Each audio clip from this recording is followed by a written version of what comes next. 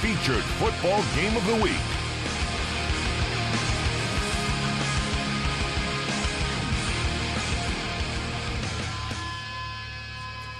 Over the last 10 years, Carroll College has dominated the Frontier Conference, winning 10 conference championships. They've won 39 consecutive Frontier Conference games, and today they host the Eastern Oregon Mountaineers, and Eastern Oregon comes into this game on a 4-game win streak of its own, and Eastern Oregon has not won in Helena since 1998. They're trying to turn that tide today, Jason, and pull an upset. Never have they won a top 10 game under Coach Tim Camp against a top 10 opponent, I should say. But trying to change that today as they face the number 2 Carroll College Saints. Yeah, the Fighting Saints, of course, one of the best in the country year after year. And if Eastern Oregon wants to prove their mettle and just how good they can be in the Frontier Conference, they've got to get a victory today on the road, because nothing would wake people up to Eastern Oregon football more than a win at Nelson Stadium. But it's a pretty tough task, John. It is, and in the Frontier Conference, these teams do meet twice a year, so these two teams have met one time already this season. In Eastern Oregon, Jason, in that game, they got out to a 2-touchdown lead, a 12-0 lead, both defensive touchdowns, and then Carroll College took it from there. Yeah, Carroll College just proved that even though you get down early, you've got to battle as a football team. You can't turn the football over, and that's really been one of the key themes that we've seen this year in big-time NAIA football games. The teams that turn the football over always end out losing, and in that game early on, Carroll College got down early. They were able to battle back because they took care of the ball the rest of the game, and they forced some turnovers of their own as Chris Ware threw 3 interceptions in that game. Well, let's take a look at these two offenses. First for Carroll, really a two-headed monster at quarterback, and not something you usually say a two-headed monster for, but you're going to see Gary Wagner today and also Dane Broadhead. Likely both of those quarterbacks will play in this game. Yeah, Gary Wagner, first game of the season, ends up bruising his shoulder. He gets injured in that one. Dane Broadhead plays in the first meeting with Eastern Oregon, has a great day, throws 3 touchdown passes, really efficient, manufactures a lot of offensive yards, and he was very good in that game. Gary Wagner has since come back after that injury. He's been very good as well. The key thing I look at right now for this Carroll College offense, that between the two quarterbacks, they have totaled 6 interceptions and just 15 touchdown passes. Most Carroll College quarterbacks don't have that high a number of interceptions, and I think that is something that they obviously want to improve throughout the rest of the season, and it starts today against a very good Eastern Oregon defense who has been able to force some turnovers. Well, some other weapons on that Carroll offense, John Camino, a running back, he's rushed for 100 times this year, and then Bubba Bartlett, no doubt probably the best tight end in the country. Yeah, with Bubba Bartlett, it really comes down to getting him quality touches, and they're going to be able to get him off of some play action because John Camino and Chance DeMarie has been able to run the football very good. These two football players in the backfield obviously set up the pass, and anytime that you can hit a tight end off of play action like Bubba Bartlett, you're usually going to end up getting some big plays, and you could potentially get some touchdowns out of the deal. And I think with Bubba Bartlett, you got to make sure you get him 5 quality touches a game, and he's going to end out with anywhere from 50 to 100 yards depending on what he does on his end with those touches. Eastern Oregon's offense is led by, their quarterback and running back combination. The quarterback, 14 is the number for him, 14 touchdowns, 14 interceptions, and he's been sacked 14 times. So a lot of good in the 14 touchdowns this season. However, the interceptions and the sacks have been costly. Yeah, and you just cannot turn the football over in the Frontier Athletic Conference. You can't turn the ball over against Carroll because what's going to happen, they'll get up 14, 20 points, and they're going to run you to death, and you're not going to get your offense back onto the field to be able to compete and try and get it and try and win that football game. You know, the one thing I look at with this backfield, Sampson, their running back, the previous meeting with Carroll College, he ran for just 40 yards. If you take that performance out of his season, he's the second leading rusher in the NAIA right now. Instead, he's number 4 overall in yards per game. He had a very tough game that first one out against Carroll College, and he'll face a very tough defense again today. The key to the offense for Eastern Oregon is really for Chris Ware to be efficient, play smart football, and for Sampson to get his yards and churn them out. I don't think he's going to run for 150 today, John, but if he could get near the century mark, I think that's success against this Carroll College defense. And this Carroll College defense giving up 92 yards per game on the ground this season, so they've been pretty solid. And one of those guys that in the middle, helping stop that run, is number 18, and I think Kevin Sampson's going to meet a lot of Thomas Dolan today. Thomas Dolan, a linebacker on this team that's very good, and earlier in the season, he actually ended up winning them a game with an interception return for a touchdown. So this is a senior leader on this defense that is very good. Yeah, I think defensively, when you have a guy that could be up for Player of the Year talk in the NAIA, he's got to have some sort of signature play that puts him at the top of the NAIA as a linebacker, because you just can't look at tackle stats. He doesn't, he isn't really even a tackle leader in the country, but he makes big plays. And when you can intercept a pass and take it for 6 and get it in the end zone and win your team a game and force turnovers and have a couple interceptions, it just shows how complete of a linebacker you are. And at 6'3", 228, he's a big force inside, and he's going to be running smack dab into these Eastern Oregon running backs all day long. If Dolan has a good game, these Eastern Oregon running backs have got to be prepared to take a lot of smacks all day long, because what Dolan has been able to prove time and time again is he's a big, physical, good linebacker for Carroll College, much in the same breath as an Owen Keppen, a Gary Cooper, an A.J. Przezinski, the Glenn. I mean, they have had a lot of great linebackers here at Carroll College, and he's just another one in the line of great linebackers. Well, on the other side, the defense is led by a linebacker for Eastern Oregon as well, and it's Mark Avery. This guy was named the Frontier Conference Player of the Week defensively last week, and Avery this season, 68 tackles.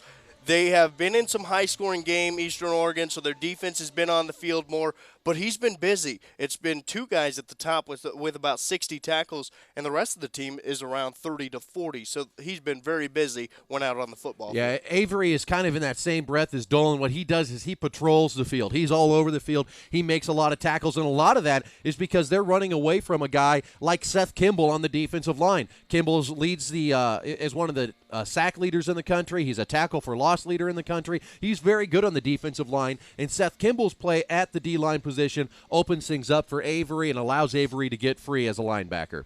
Well, the 2 head coaches on the football field today. You start with the home coach, and Mike Van Diest, and he has done wonders for this program since joining the program. Won 5 national championships, obviously has dominated this conference, and year in and year out he continues to find great talent up here in the Wyoming, Montana, Idaho, Washington area. Yeah, the thing that Mike Van Diest has done year in and year out is he goes and he finds these kids from Idaho and Washington and mostly Montana and some of Wyoming, and a lot of guys that would maybe get passed on by other NAIA schools. He brings them here. They get into Coach Hogan's weight program. They get stronger, they get lean, they get fast, and they learn how to play football. And that's one thing I think with Carroll College football players that's really underestimated is just the amount of football knowledge that they get from Mike Van Diest. He's absolutely one of the best coaches in the country. Very seldom do you see him come out in the second half not making major adjustments defensively if they have to. And usually the second half of football games, this team is playing even better because they can make those adjustments at halftime. And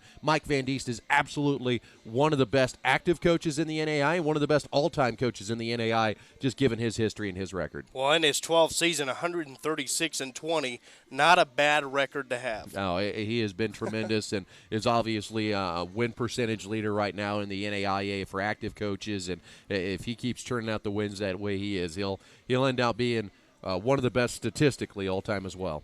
Now, on the other side, Tim Camp is the head coach of Eastern Oregon. He hasn't put up those flashy numbers, but what he has done has kind of gone under the radar. He's taken a team in Eastern Oregon who just a few years ago weren't very good and weren't getting a lot of wins, and now this year he had this team ranked at one point in 3 years, and he's done a fantastic job. He's, I believe, 16-13 on the season, or in his career at Eastern Oregon. So he has made strides. It's been different strides than Coach Van Diest. Yeah, he's bringing consistency to the Eastern Oregon program. They've been through a number of head coaches over the last couple of years. Ian Shields was there for a while. Shields looked like he was going to be the guy, and he got an opportunity that he just couldn't pass up to move on to the FCS level. Now you look at Tim Camp. He was on that staff. He's been around, and I think one thing that you find out in college football, especially small college football, the more consistency that you have in the coaching staff, the better and better you're going to get. And that's what Eastern Oregon has done. They've gotten better and better each year. They did not start off the season quite the way they would have wanted to, but after starting 0-3, you start to see how good of a coach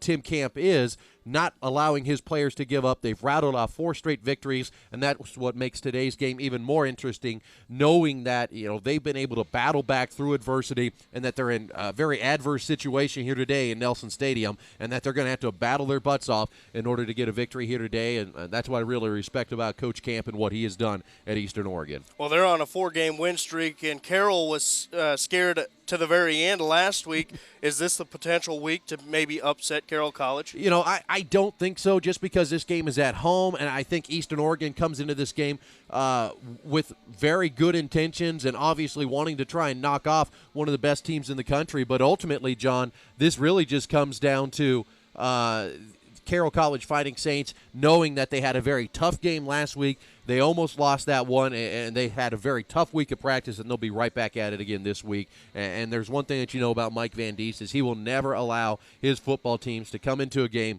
not prepared. Well, it's Pink Out Week for breast cancer awareness and also Military Appreciation Day here at Carroll College. Stick around with us. Don't go anywhere. We got the kickoff coming up next as the number 2 team in the country, Carroll College, hosts the Eastern Oregon Mountaineers.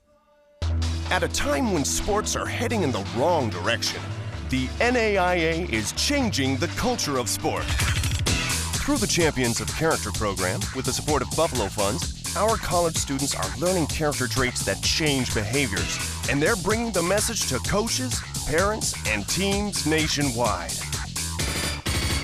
Visit NAIA.org and learn how your team can become champions of character. And we are set for kickoff at Carroll College. Helena, Montana, the site of today's game, the Victory Sports Network Game of the Week, as the second-ranked Carroll College Fighting Saints hosting Eastern Oregon. And Eastern Oregon comes into this game having won 4 consecutive games after starting 0-3 on the season. Carroll has dominated in the Frontier Conference over the last few years. As we talked about, they've won 39 consecutive Frontier Conference games, and they're 6-0 to start this season. Yeah, John, this is going to be a fantastic game as the Frontier Conference's 2 hottest teams go up against one another right now, with the Saints deferring, and they will kick to start this game. And Yaremko will put a boot into it. We're underway here at Nelson Stadium. It'll be Starr on the return to get us started. Starr looking for room, still on his feet. Look out sideline, finding room. And Kedrick Starr to the middle of the field. 5, touchdown. Kedrick Starr has taken the opening kick the distance for a touchdown. And just like that, the Mountaineers lead it 6-0. Kedrick Starr found a hole, and sloppy tackling on special teams for the Carroll College Fighting Saints leads to the special teams touchdown. There was 2 or 3 times they had him bottled up, but guys just didn't take him down, John. And right down here at the 40-yard line, it looked like they were going to have him, but Kedrick Starr showing why he is one of the total yards leaders for the Eastern Oregon offense, and he takes that one to the house. Kedrick Starr, last week's Victory Sports Network Special Teams Player of the Week. He returned a punt for a touchdown that led Eastern Oregon to the victory over Montana Tech. The extra point is no good, but there is a penalty marker on the field. We'll check the penalty after the missed extra point, and extra points is something that struggles for Eastern Oregon. They got up 2 touchdowns on Carroll College at their place earlier this year, but missed extra points. Yeah, and ultimately you got to get it done on special teams. It looks like he's going to get another chance at the chip shot here, as it was offsides against the Saints. So right away, Carroll College showing some signs of a lack of focus, I would say, John, in the early goings. It's an early touchdown for the Mountaineers, and wow, I don't think we expected this one. Not at all. Not the least bit. So we'll try the extra point again. The first one was no good, but Nick Neal will get another opportunity. 14:42 to play in the opening quarter. It's 6-0. And the extra point this time is good. You give him a second chance. He puts it through the uprights. 14:42 to play in the opening quarter. Opening kickoff for a touchdown for Eastern Oregon, and the Mountaineers up a touchdown.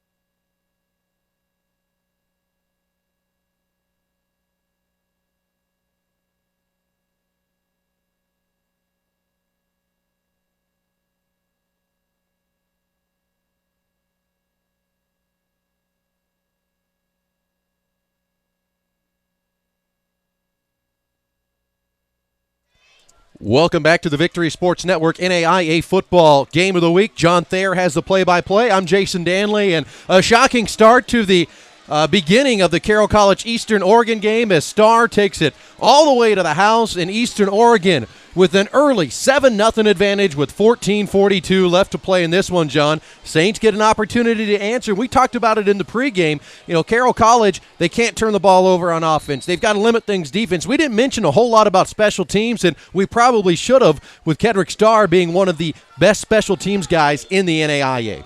Well, Starr makes them pay early, and now the Fighting Saints offense will come to the field after this kickoff. Jeff Deal and Chance Demery back deep for Carroll College, and here's a big boot. High end-over-end kick, fielded a yard deep in the end zone by Demery. Demery looking for room on the far sideline. Out to the 25 and brought down. We'll see Carroll College and that Fighting Saint offense led by Gary Wagner. Here they come out onto the field. Adam Davis finishing off the tackle on the special teams in there for Eastern Oregon. And now the Fighting Saints offense onto the field for the first time today, already in a hole, 7-0. Ryan Egan splits out. Also two other wide receivers split out, Matt Ritter, Corey Peterson. And you can't lose track of the tight end, Bubba Bartlett. They'll keep it on the ground on first down. John Camino trying to stretch the defense, and he's cut down at the line of scrimmage. No gain for John Camino on the first play from scrimmage. Well, you start things off with Camino going strong, going with your big guy. You're going to see a lot of the 1-2 punch now from the Carroll College Fighting Saints. I would look for Demery now to try and get the ball, maybe going the opposite way or some sort of zone action here. But I think you're going to see a lot of a 1-2 punch today between Demery and Camino, and I wouldn't be surprised to see Demery get the ball here on second down. Demery lined up as the fullback. The deep back is John Camino. And here's Camino on second down. Camino running over defenders and finally tripped up after a pickup of 4 yards. That'll bring up 3rd down and 6 for Carroll College. Great lead block by Demery on that play. Bartlett also out there trying to do a little blocking, but ultimately, John, the Eastern Oregon defense doing a good job snuffing out the run here in the early goings. 3rd down, and they'll call it 5. 13:25 to play in the opening quarter. It's 7-0. Eastern Oregon with the early advantage. And for the first time, it's a shotgun. As Wagner wants to throw, he'll step up. Middle of the field, wide open is Corey Peterson. And Peterson is going to the house. Touchdown, Carroll College. Saw it from the very beginning. Peterson came right over the middle. Confusion between the free safety back there and a linebacker. They didn't trade off the player. Peterson was wide open in the middle of the field. The defense just made a horrible call that time by Eastern Oregon and let Peterson open down the middle. And he's the sort of guy that if you give him a step, John, he's going to take it all the way. Just a big pass and catch. And somebody lost track of Peterson. Yaremko out to attempt the extra point to tie up this game. 13:06 to play in the opening quarter. 7-6 our score pending the extra point. And Yaremko is perfect. It's been big plays so far. We haven't even played 2 minutes in this one. And we have 2 big plays and we're tied at 7.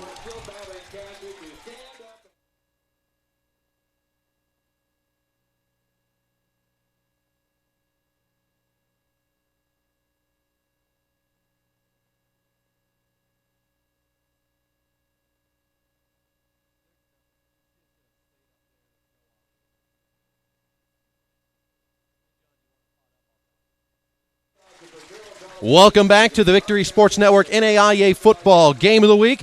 Jason Dannelly, John Thayer with you. Eastern Oregon opening kickoff taken to the house, but the Saints answer on 3rd and long. They find Peterson wide open over the middle to knot things up. 7 apiece with 13:06 left to go in this one. Kedrick Starr back deep for Eastern Oregon once again. Again, he took the opening kickoff back for a touchdown. He'll get another opportunity here as we're tied at 7 apiece.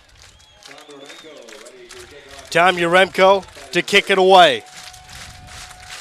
And the Carroll faithful right back into this game. As this kick fielded by Starr on the run at the 13-yard line. Starr coming back to the near side. This time he stood up and driven backwards. Nowhere to go for Kedrick Starr as Brian Strobel is there to stand him up and make the tackle. And you're going to see a lot of Brian Strobel today defensively. He is probably your most experienced and key defensive player coming into this ball game right now for the Fighting Saints. They're going to be out with they're going to be without the potential All-American Thomas Dolan, who has been injured, and they thought he was questionable coming into this game, and he is actually not going to end up playing in this one. Chris Ware wants to throw. He'll step up, looking across the middle, and now he'll throw. The pass is in and out of the hands of Hurlbutt, and Sean Hurlbutt dropped the first pass of the ballgame for Eastern Oregon. Second down. Lynn Mallory was on the coverage there, John, and Lynn Mallory is that starting inside backer. He's going to have to pick up a lot of slack for the lacking Dolan. In place of Dolan, starting on the outside, is going to be Caldwell, the sophomore. So again, the shotgun for Eastern Oregon, and Ware wants to throw the football. He's got a man wide open, and that's Abraham Nawe out of the backfield, and Nawe out to the 30-yard line, a solid pickup of 6 yards. Mike Waldenberg in on the stop for the Fighting Saints, the senior out of Great Falls, Montana, played at CMR up in Great Falls. A little bit about Tyler Caldwell, who'll be starting in place of Dolan today. Caldwell is a sophomore. He's a 6'1" linebacker out of Helena, Montana. Played at Helena High School. Checks in at 208 pounds. 4 wide receivers. Sampson in the backfield. Ware wants to throw. He's towards the sideline, and the catch is made shy of the first down, however, by about a yard. Chris Ware taking what the defense will give him. That short out route, open a couple times. They didn't connect the first time they went out there. It'll bring out the special teams unit now for Eastern Oregon, and the Fighting Saints get a 3 and out, their first opportunity to play defense here today. It was Jake Burrows on the receiving end for Eastern Oregon. Matt Ritter, Dakota Stonehouse back deep for Carroll College. We've played 3 minutes, tied at 7. Couple of big plays, the opening kickoff for Eastern Oregon, and then Carroll College with a long passing play for a touchdown. And this punt to Ritter at the 22. Ritter gobbled up immediately, and a great special teams play made. Down goes Ritter at the 21. Abram Nawe coming through and making the stop there. Blew through the up man who was supposed to be blocking for him, and Nawe just went right through, made a great open field tackle. That's what you got to do to make your name on special teams. Carroll's offense for the second time today opened up the ball game on their opening drive. Was Wagner to Peterson for the touchdown. Camino in the backfield as 3 wide receivers split out toward the top of the screen. Camino on the ground. Slips one tackle, bounces off another, and out of bounds at the 32-yard line. And John Camino showing why he is just such a punishing running back, John.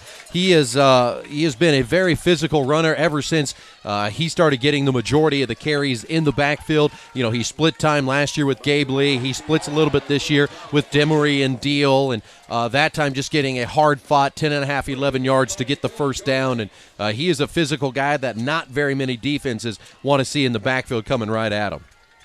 Ritter and Egan split out towards the top of the screen. And a shotgun. Wagner play action. Rolling out to the left side, looking for his tight end. Now has to step up and nowhere to go. Throw it forward, and Ryan Egan on the receiving end of a little shuffle pass from Gary Wagner. It's a completion out to the 36-yard line. That's what being a playmaker is all about. You make something out of nothing, you flip that thing out there, and you get yourself a couple yards, and you don't make that throw unless you're absolutely sure he's going to be wide open, because if the defense is there and you flip that thing out, you know the first guy that's going to be meeting on the sideline is going to be Mike Van Diest, because you just turn the ball over. But that brings up now second down, about 6 yards to go for the Saints. 10:45 to play in the opening quarter. We're tied at 7. 3 wide receivers on this set. Wagner wants to throw, pumps once, now looking deep. He's got a man. It's Peterson wide open, and he missed him. This time overthrew his wide open wide receiver streaking the far sideline. Corey Peterson, the younger brother of Tyler Peterson. Tyler, of course, one of the fantastic wide receivers that the Fighting Saints had during their championship runs in the early part of this decade. And the younger Peterson here, obviously with a lot of speed, has gotten behind the defense now twice. That time Wagner just missed him. 3rd down and 6 for Carroll College. 5 on the defensive front for Eastern Oregon. Wagner calls his own number.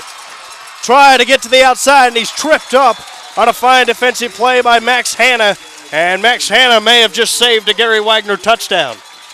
How about the lead block from John Camino? They had a little draw look in the backfield. Camino comes busting through, leads up on the linebacker, and that's run Wagner free. Gary Wagner with just a great run into the open field. And like you said, John, try to make a little cut there, and if he's able to keep his balance at the 31-yard line, he's got at least another 10 yards coming. 1st down and 10 for Carroll. 10:09 to play in the opening quarter. 7-7 tie. It's certainly been a game of big plays thus far. And a big play from Wagner keeps the drive alive for Carroll. Now Wagner looking to throw, looking left the entire way. He's got Bubba Bartlett, the tight end, across the middle, and Bartlett down to a knee at the 25-yard line. Well, like we talked about in the pregame, you've got to give Bubba Bartlett quality touches, and that's a quality touch there. You haven't gotten into them all game. You've got guys going over the place, and you get a quality 6 yards from them. So that's a good out pattern by Bartlett to get that in open space and make something out of it. Was real close, John, keeping his balance there to spring it for a couple more yards had he not touched that knee down. Matt Ritter back into the game as Cole Koba exits. Koba, a freshman tight end from Boise, Idaho. He's the only true freshman on this Carroll roster this season. Ritter in motion. Wagner to throw on 2nd down. Going to the end zone. Peterson wide open. And deja vu, Wagner to Peterson for another Carroll College touchdown. That time, Max Hanna, who leads Eastern Oregon and leads the NAIA, one of the leaders in interceptions, just got caught behind Peterson. Peterson walled him off, got into the end zone, and made it look easy. Right now, the secondary for Eastern Oregon is just having issues tracking down these Carroll College wide receivers. Tanya Remco out to attempt the extra point. Good snap, hold down, kick is through the uprights, and just like that, back-to-back touchdowns for Carroll College. It's been the Wagner to Peterson show, and Carroll College leads it 14-7.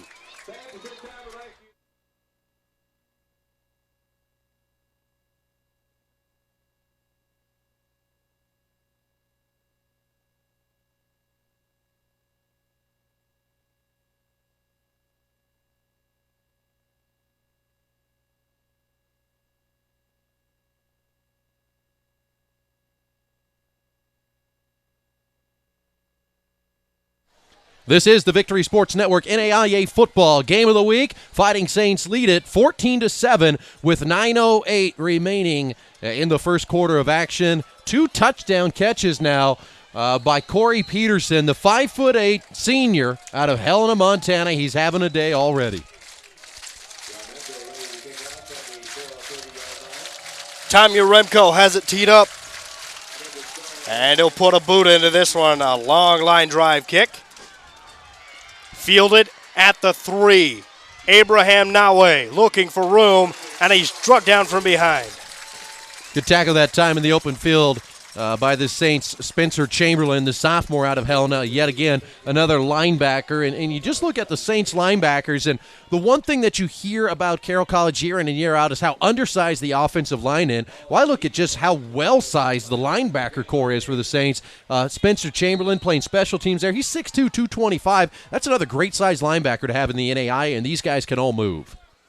3 and out the last time Eastern Oregon had the football. This time they'll go on the ground to their leading running back, Kevin Sampson, and Sampson is out to the 28-yard line. Pickup of about 5 yards. 8:45 on the clock in the first quarter of action. Those of you just joining us, Kedrick Starr took one to the house, made it 7-0, and then 2 Peterson passes or catches have made it 14-7. Chris Ware wants to throw, looking deep. He's got a man, and it is incomplete just off of the fingertips of Kirk Miller, who had a beat on the defense. Yeah, it was Preston Antilla there, the redshirt freshman out of Green River, Wyoming, on the coverage. Actually, check that. Mike Waldenberg I'm looking at the wrong one here. Sorry about that. Mike Waldenberg, the senior, just playing behind him there a little bit. And another half step there, Johnny probably has that, and maybe looking at points. It was just off the fingertips. As a quarterback, you're saying, come on, man, you got to have that. Mm-hmm. Absolutely. NAIA splits out. One of the running backs for Eastern Oregon. It'll be wide to the near sideline. Kevin Sampson in the backfield. And confusion on the side of the Mountaineers. They'll take a timeout. 8:29 to play in the opening quarter. Carroll has a touchdown lead. Eastern Oregon has a third down coming up.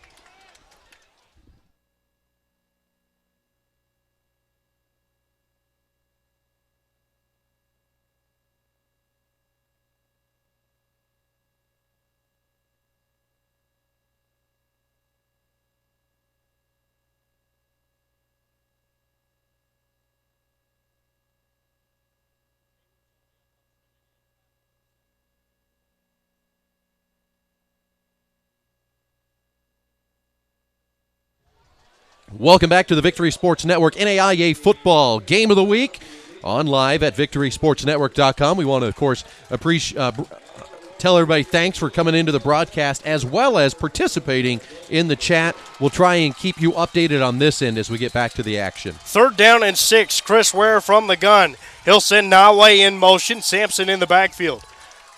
3 wide receiver set, and a quick pass to the sideline. It's caught. And good enough for an Eastern Oregon first down. That's Culpepper on the receiving end. Bringing him down on the tackle was Andrew Lopez for the Fighting Saints. Lopez, 185-pound DB out of Bozeman, Montana. That's the first down of the ball game for Eastern Oregon. A team that comes into this game averaging 25 first downs per game. This time, pitch it out to Kevin Sampson. Sampson to the sideline, and he's brought down after a pickup of about 3 yards. And not a whole lot of running room today for Kevin Sampson in the early goings. Yeah, Gary Cole was blocking on the edge there, the tight end for Eastern Oregon, and stringing the play out for the Fighting Saints was Noah McWilliams. He got contact with him there and stretched out that play and forced Sampson to get further towards the sideline, slowed up the play, and allowed it to only be about a 3.5-yard gain. Gary Cole in motion on that play. Ware wants to throw. He'll step up, calls his own number, and brought down from behind. It's a pickup of 2 yards and another third down opportunity here for Eastern Oregon. I tell you, fighting on that play was Levi Coughlin, the sophomore defensive lineman out of Helmville, Montana. Coughlin was just fighting on his man the entire way. Maybe even got held a little bit there as there's a handful of jersey at the end of that play, but he fought through and he was able to make the stop. That's a good job by the D lineman. Eastern Oregon has converted 47% of its third downs. And looking for a conversion here. Ware will dump it short. He's got his running back Sampson, and Sampson falls down a yard shy of the first down. Well, that's a good job by Ware and an athletic move by Ware to free himself up in the backfield and not get brought down, but the pass is going to be a little bit short of the first down. The first time these two teams met, Kevin Sampson had a pretty good day out of the backfield, better than what he had as a running back. 5 catches for Sampson and 45 yards in their first meeting. That's a pretty good catch there to bring up 4th and 1. Eastern Oregon 10 of 17 on 4th downs this season. Ware under center.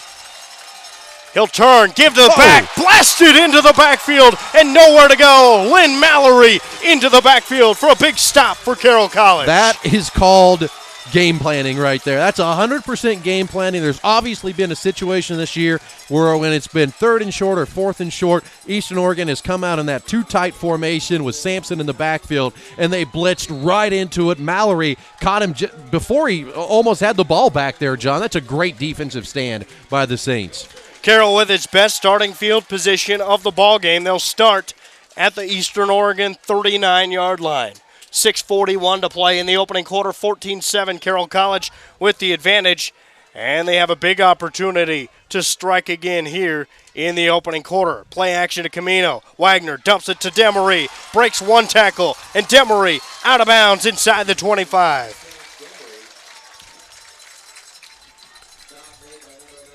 Good job by Demery out of the backfield. First meeting, Demery had 2 catches for 34 yards, John, and another good pickup there. First down and 10 for the Fighting Saints.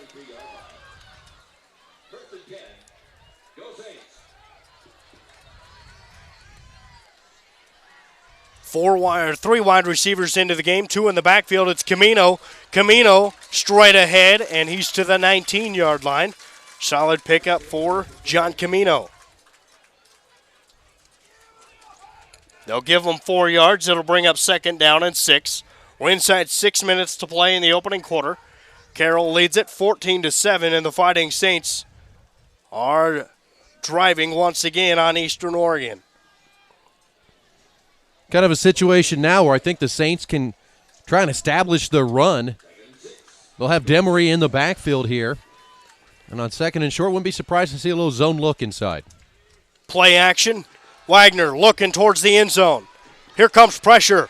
Wagner escapes and to the sideline. He's got Ritter, and Ritter knocked out about the 10-yard line. Matt Ritter is one of the more athletic football players on this Fighting Saints football team. Just a couple of years ago, he was the starting quarterback in the national championship game, then made the switch to a wide receiver the following spring once everybody got healthy, as the Carroll quarterback core that year was riddled with injuries. He's at the wide receiver position, had a nice year last year, and this year he is absolutely one of the best in the NAIA when it has come to situations like that where they need to have somebody get 9 to 10 yards.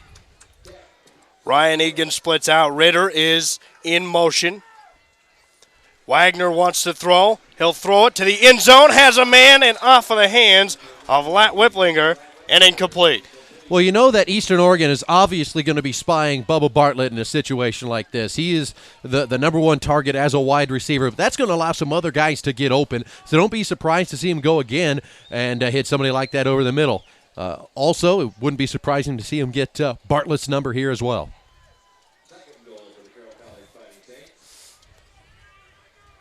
Whipplinger will exit the ball game. Corey Peterson back in. Corey Peterson has both touchdowns for Carroll College. It's been Wagner to Peterson. Here for 2 scores for Carroll. Ritter and Egan split out. They'll keep it on the ground. Demery got a lane. Touchdown. Chance Demery. And again, great blocking up front by the offensive line of Carroll College. It was Petrucia coming through the center, leading up and allowing Demery to get open in the end zone with the little run there for the 3rd touchdown of the ball game. I tell you, John, I don't think we expected to see this much of an offensive outburst in the early goings for either of these teams, to see it 21-7 and not even be out of the first quarter yet. The extra point kick, Yaremko. It's through the uprights. 4:54 to play in the opening quarter. It's 21 unanswered points for Carroll College. The Mountaineers looking for an answer.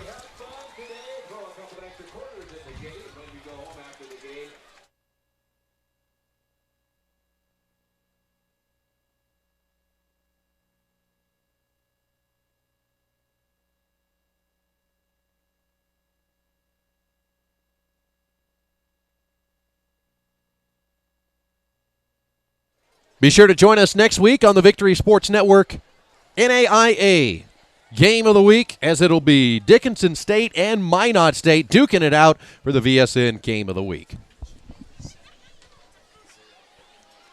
Just inside 5 minutes to play in quarter number 1.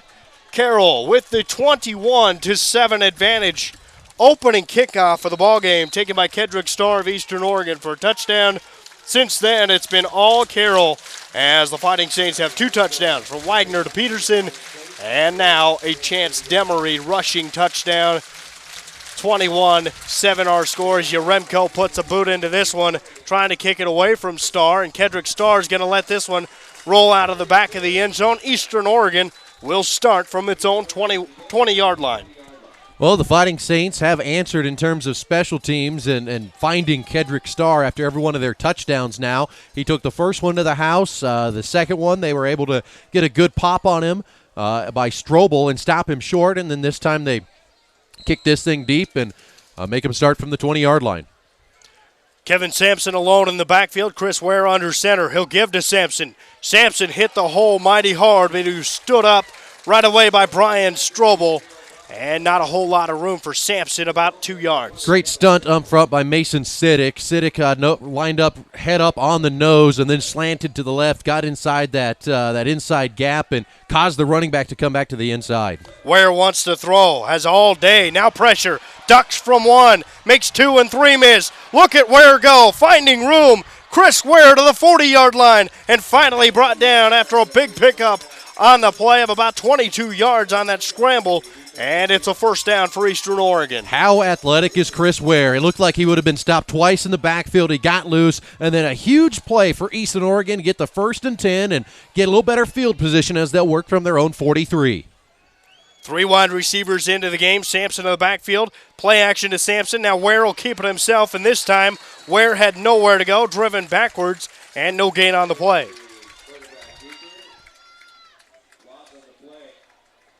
Scores in the Frontier Conference that we've gotten a few updates on. Right now, Montana State Northern in the first quarter up on Montana Tech in Butte, 7-0. Ware under center. He'll give to Sampson. Sampson falling forward. He's near midfield. And that'll bring up 3rd down and 3. 3rd down and 4 for Eastern Oregon. Well, nice little run by Sampson in the first meeting between these two teams. Sampson had just 40 yards, but as of right now, he is the 4th leading rusher in all of the NAIA as he's got 941 yards on the season. Sampson's a pretty good one for the Mountaineers. Ware wants to throw on 3rd down. Has time. Steps up. He'll throw across the middle, and it's through the hands of Kevin Sampson, who was wide open. You know, Sampson was able to get open the last time these two teams played. Eastern Oregon obviously has seen something on film that they like, getting the ball to him out of the backfield. He's got to make the catch that time. That's a first down, and that's just a sloppy mistake as a running back out of the backfield. You don't get a whole lot of opportunities to catch the ball in open space, and Sampson was wide open. Well, the Mountaineers will go for it again on 4th down. They had a 4th down on their last drive, 4th down and 1, and it was stopped. Now we'll see if Chris Ware and company can convert on 4th down and 3. Ware wants to throw. He'll do so. Got a man. The catch is made. No, he dropped it. Couldn't haul the pass in. They're going to say that is incomplete, and Coach Tim Camp is not happy on the sideline. He's saying his guy was down and now a penalty marker. Yeah, they wanted to say that he made the catch, and obviously we don't have a camera from over there, but nonetheless, it looked like Jake Burrows had a fantastic effort to make the catch over there. It may have popped loose, and obviously we can't comment it on over here because, I mean, we're talking that's 75 yards away from where we're standing right now. And check that. It wasn't Jake Burrows on the catch. It was actually Kirk Miller on the grab that time.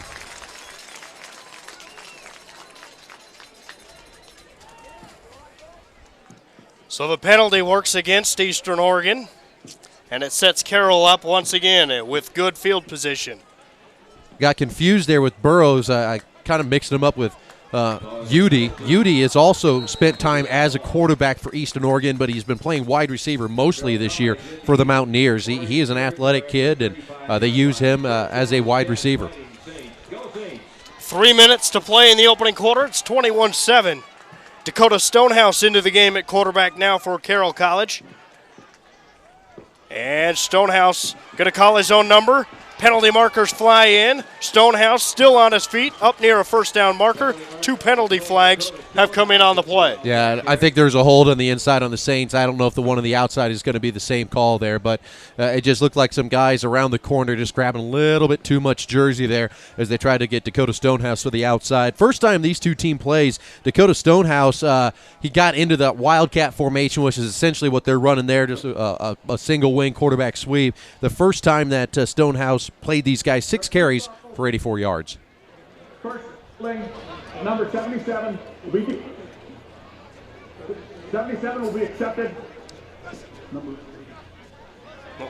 Holding also on number 82 on the offense. That penalty will be declined. The penalty is enforced from the front of the foul. I think we've got it squared away now as a couple of holding penalties on Carroll College. Yeah, and again, John, as the ongoing joke goes, every week that we go someplace, that referee, Mike, nobody has gotten that piece of equipment perfected in all the years of football. That's just something that no matter it's the NFL or small college football, that ref mic, they just cannot get that thing figured out. We have figured out how to stream high-definition video on the internet, but we haven't figured out how to get the referee's mic 150 foot up to the press box so it'll work.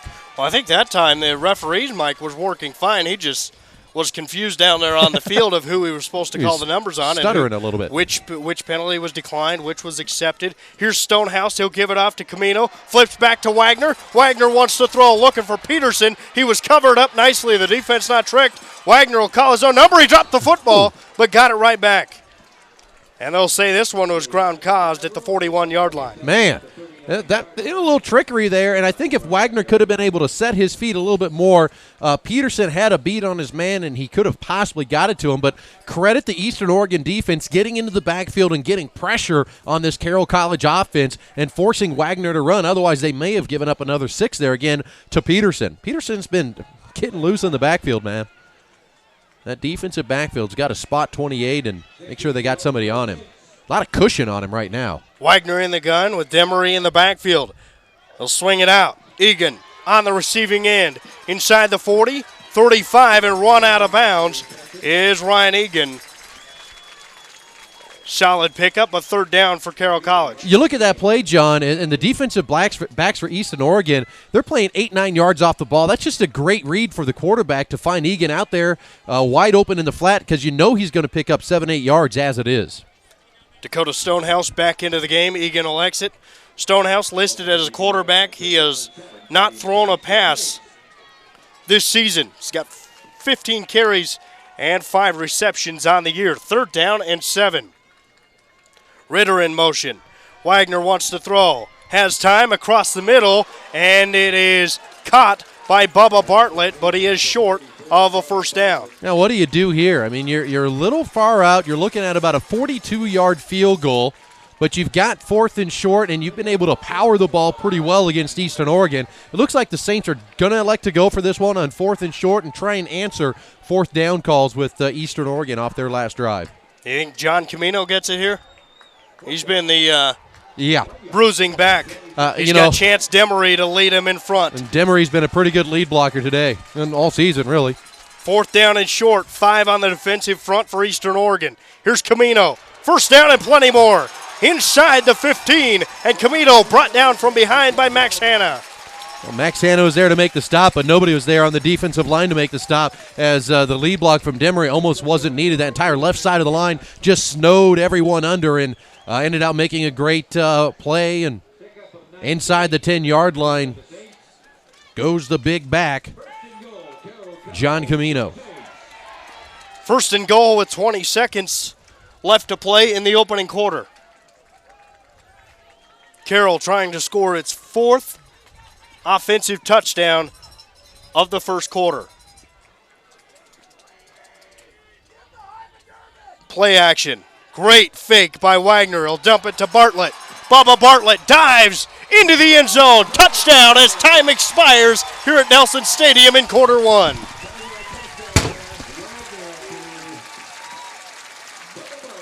Bubba Bartlett, just a big tight end who can really move. And when he gets out into the open field, look out as Bartlett making it happen. 27-7, pending the extra point by Tom Uremko.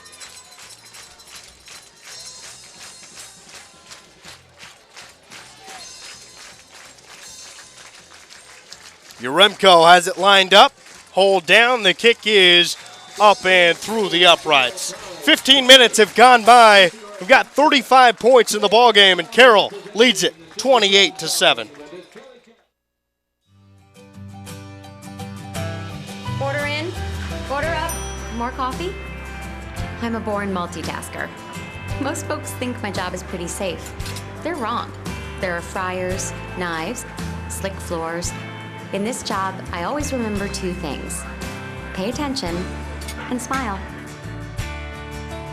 Together we can make Montana a safer place to work. Find out how at safemt.com.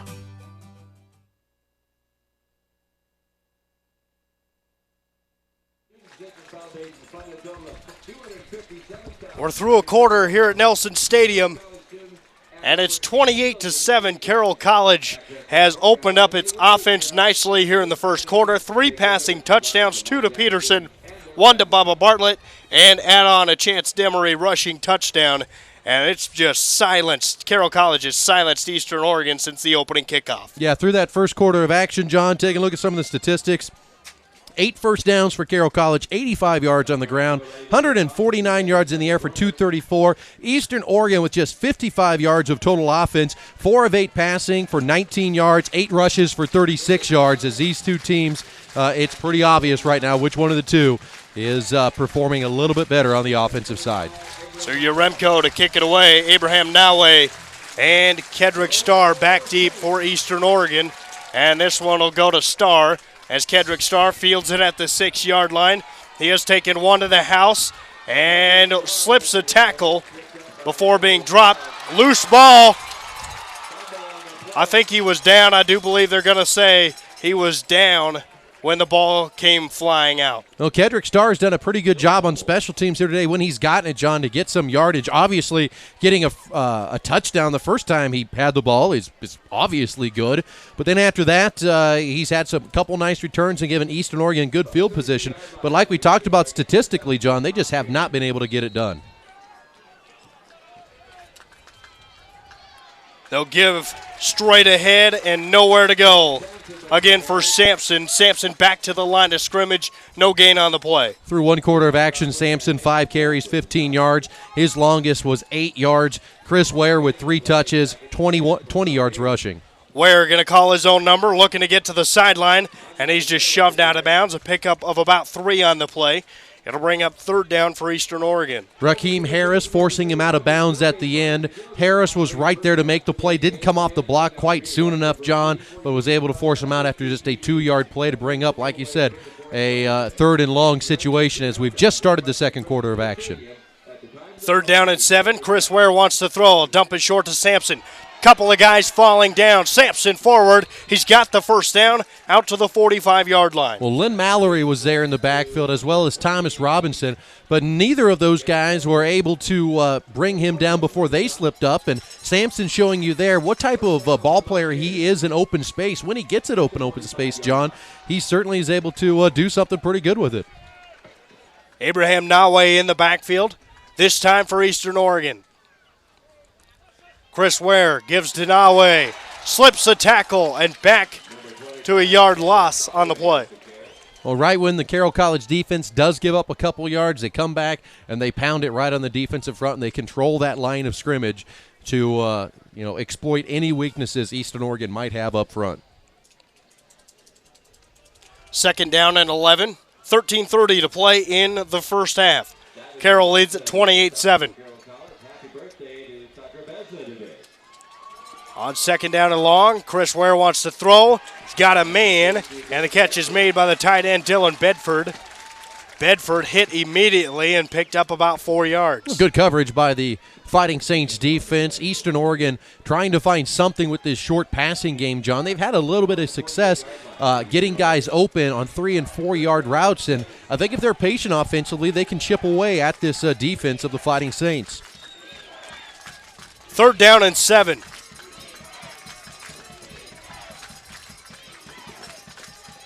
Chris Ware drops back, has time, steps up, looking for blockers, and he slips a tackle. Now slips 2, can't go anywhere, and he's going to be dropped for a loss of 3 on the play. Back to the original line of scrimmage, and Eastern Oregon will have to punt it away.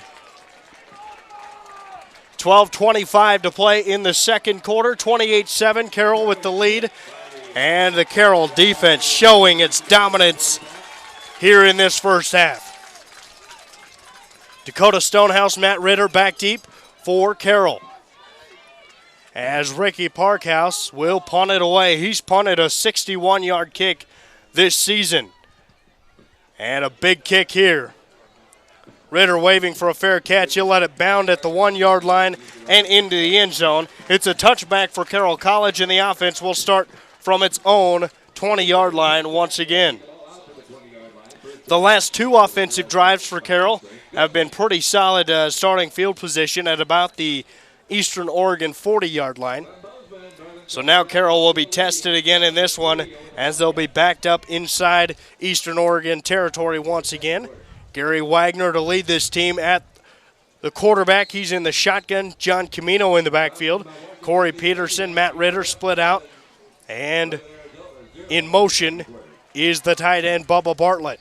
Play action. Wagner wants to throw. Look to Bartlett. Now will throw across the middle, and it's caught by the second tight end through. And Koba going forward for a big gain. Yeah, and Koba, as you mentioned, John, really one of the only true freshman football players that is in a varsity role, playing a lot of time for the Fighting Saints this year. They've done so well with their tight ends, and a reminder to folks at the half, we'll be talking with Bruce Parker. He's the athletic director of the Carroll College Fighting Saints, but we've also tracked down the former Carroll College great and NFL star Casey Fitzsimmons. He will join us at the half to talk a little bit about his NFL career and his career as a Fighting Saint as he heads into the NAIA Hall of Fame. Cole Koba caught that one for 24 yards. Entering this game, he had 2 receptions for 20 yards. So the biggest play from scrimmage for the youngster, the freshman. And now Gary Wagner with a big play from scrimmage as he races forward for a first down. Well, the Saints just so many weapons, John. I mean, you look at what they've got. They've got 2 great running backs, a couple nice wide receivers, really good tight ends. I mean, what do you stop on offense? Or what do you try and stop defensively, I should say, if you're Eastern Oregon? They got so many out there.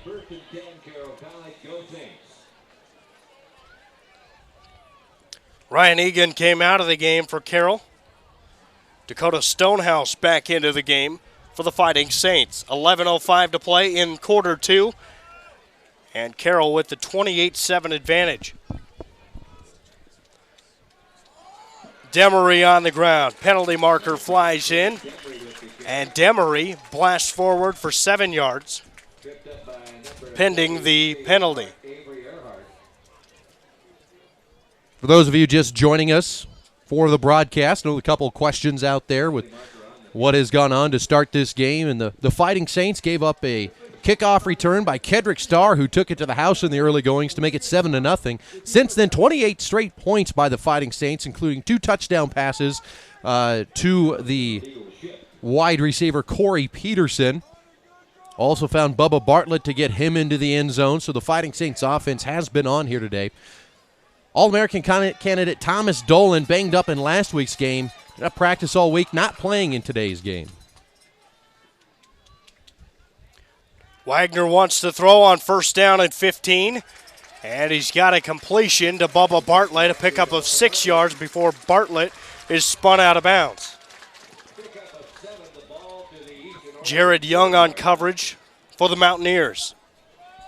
Into the ball game for the Fighting Saints personnel-wise here is going to be Lat Whiplinger, the wide receiver. He'll split to the top side of the screen. And Peterson will be in the slot at the bottom of your screen with Bartlett as the tight end. Look for something down here because they've got a lot of cushion on Peterson. 2nd down and 8, they'll give to Camino. Camino fighting for yards to the 35. Great read by Camino. Donald Phipps was getting a little pressure on him blocking-wise, so he turned his man to the inside. Camino read his hips exactly, came off the outside and got pushed right up to about the 35-yard line to pick up a few there for the Saints. So a 3rd down for Carroll. 9:33 to play. Quarter 2. 28-7. Carroll scored all of its touchdowns thus far in the first quarter. 5 seconds to get this play off. And Wagner does. He wants to throw. Here comes pressure. He'll swing it out. Ritter has the catch, slips the tackle. Matt Ritter inside the 15 to the 5, fighting forward, and he's across the goal line. What an effort by Matt Ritter. Looked like he got tackled as soon as he caught it. He fights through that, gets contact about the 5-yard line, drags a man a few yards, and then dives into the end zone to get the score. What a great play by Matt Ritter. I'll tell you what, Gary Wagner is having himself a football game today. 4 passing touchdowns now for the quarterback. He has been able to find wide receivers, and his wide receivers continue to fight for yards. Yaremko, the extra point kick, is Good. 9:06 to play in the second quarter. 35 unanswered points for the Fighting Saints.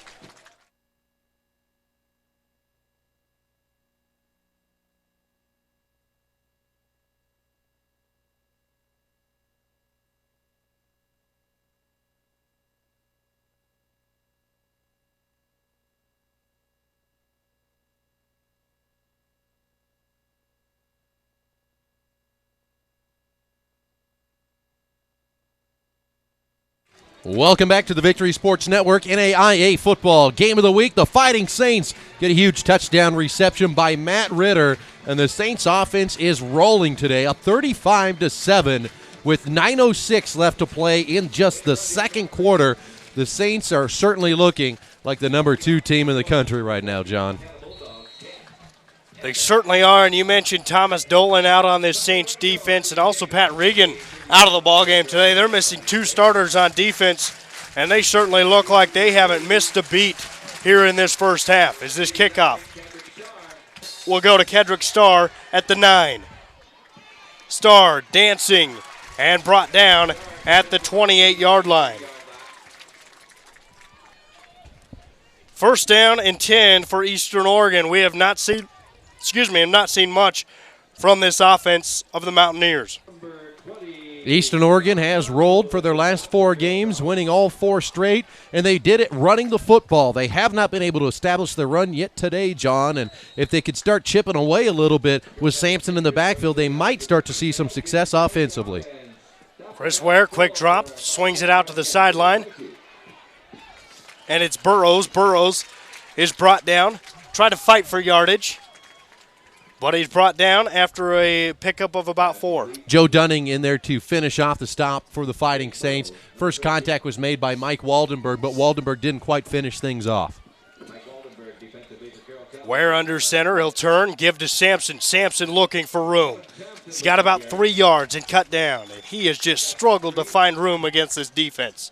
Nice lead block by the freshman Emory Jones out of Boise, Idaho. Pulled there, able to find a defender, kicked him out, made a little bit of room on the inside for his running back there to get a few yards. So just a nice chip blocking up front by this Eastern Oregon offensive line. They haven't been able to spring anybody free yet. Third down and 3, 7:45 to play in the second quarter. Ware wants to throw. Gonna float it up on the sideline. Double coverage, and it is incomplete. A penalty marker comes flying out. Certainly in the area of pass interference, a little bumping along the sideline.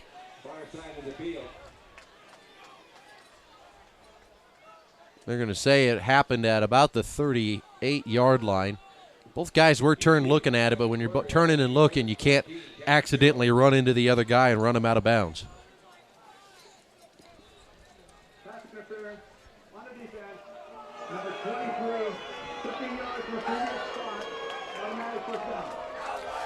So pass interference called on Waldenberg, and the home crowd doesn't like that call at all. No, they don't. It's going to result in a big first down for Eastern Oregon and an opportunity now for the Mountaineers to be across midfield for one of the first times today with their offense.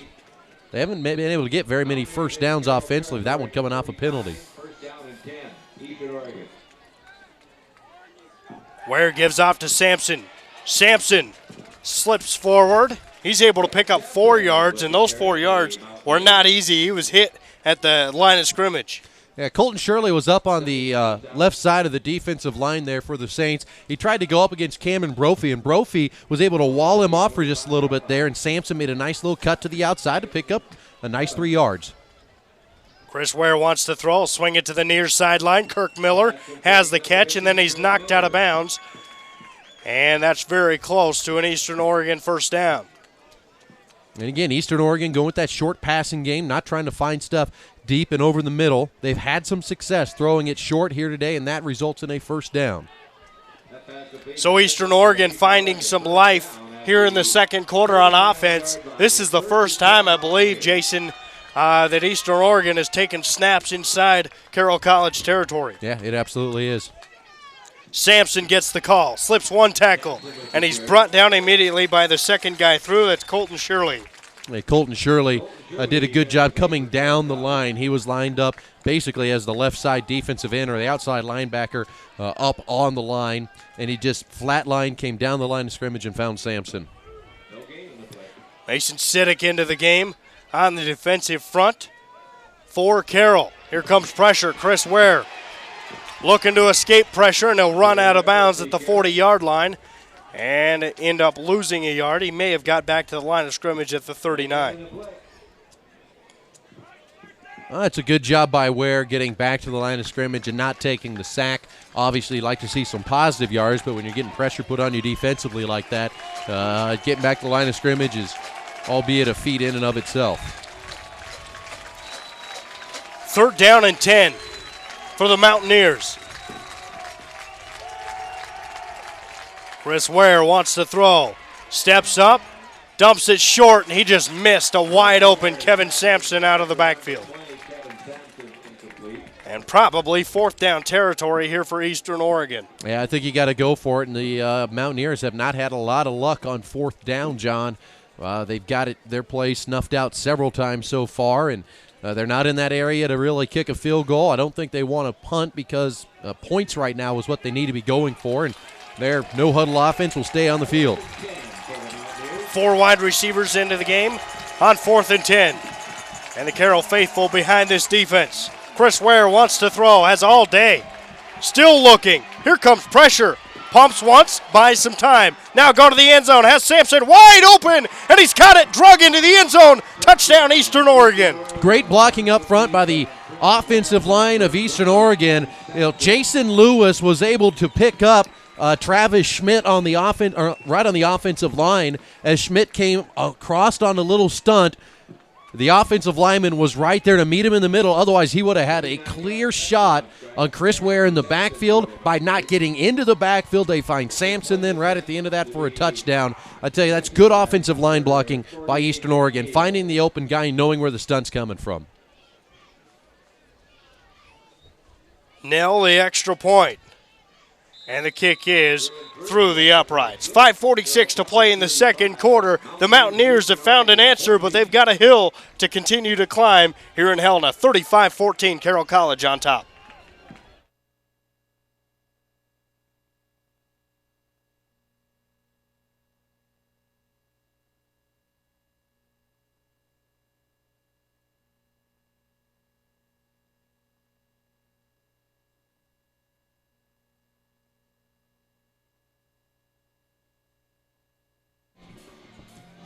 Scores from around the country in the Frontier Conference now on the Victory Sports Network. In the second quarter, MSU Northern up on Montana Tech 14-0. Rocky Mountain up on Montana Western 21-10. Some other scores from around the country. University of the Cumberlands defeats Shorter today 21-14. That's a big win for the University of the Cumberlands as they stay in control of their half of the Mid-South Conference. Tabor up on Bethel at halftime 35-0. Its Friends up at the end of the first quarter on Bethany of Kansas 14-6. And it was Walsh beating Malone earlier today, one of the VSN featured games of the week. Walsh downs Malone 24-21. McPherson is up on Southwestern 27-7 at the half, and another score that has gone final. Number 14 Marion with another win today. They beat Notre Dame College 35-22. Back to the action here at Nelson Stadium. The touchdown for Eastern Oregon, and now Chance Demery looking for an answer, and he runs right in to a Mountaineer tackler at the 30-yard line. Solid starting field position for Carroll College once again. And one more score to point out. Number 1 team in the country, the University of Sioux Falls, up on Dakota Wesleyan 35-3 at the half. I know there's quite a few of the people watching this game wondering what the number 1 team in the country is doing, and it's 35-3, as I know we've got quite a few Lindenwood fans checking out this game, as well as Fighting Saints fans. Well, there's all sorts of teams at the top of the country, I know, interested in the outcome of this one. Gary Wagner under center, pump fakes. Draw, he'll go to Camino, and Camino first down across the 40-yard line. Camino with just such quick feet out of the backfield and good balance. Picks up a real solid 9 yards on that play before he was brought down by Howard McDonald, the sophomore linebacker out of Silverdale, Washington. Gary Wagner has just had a fantastic football game today. The quarterback has thrown 4 touchdown passes in this ball game.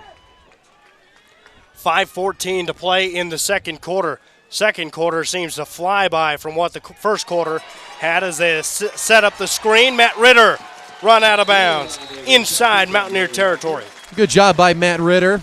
Just getting a couple extra yards there, and that's what you get as you get more experience as a wide receiver. You understand when you should just take your 1 or 2 yards and when you should maybe get that little move to pick up a couple more, and it's always forward motion for Matt Ritter. That's the impressive part. You don't see him going backwards. You don't see him trying to make something out of nothing, and by doing what he has done this year, he is the second leading receiver on the team for the Fighting Saints with 337 yards on the season and now 4 touchdowns in the game. Wagner split out this time towards the top of the screen. Stonehouse in the backfield. And this time Stonehouse gives to Chance Demery. Demery spun down to the turf after a pickup of 2 yards.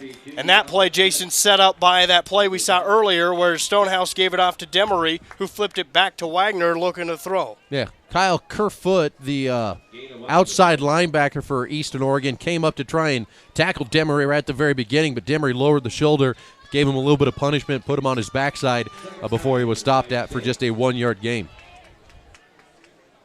4 minutes to play in the half. 35-14, Carroll with the advantage. Second down.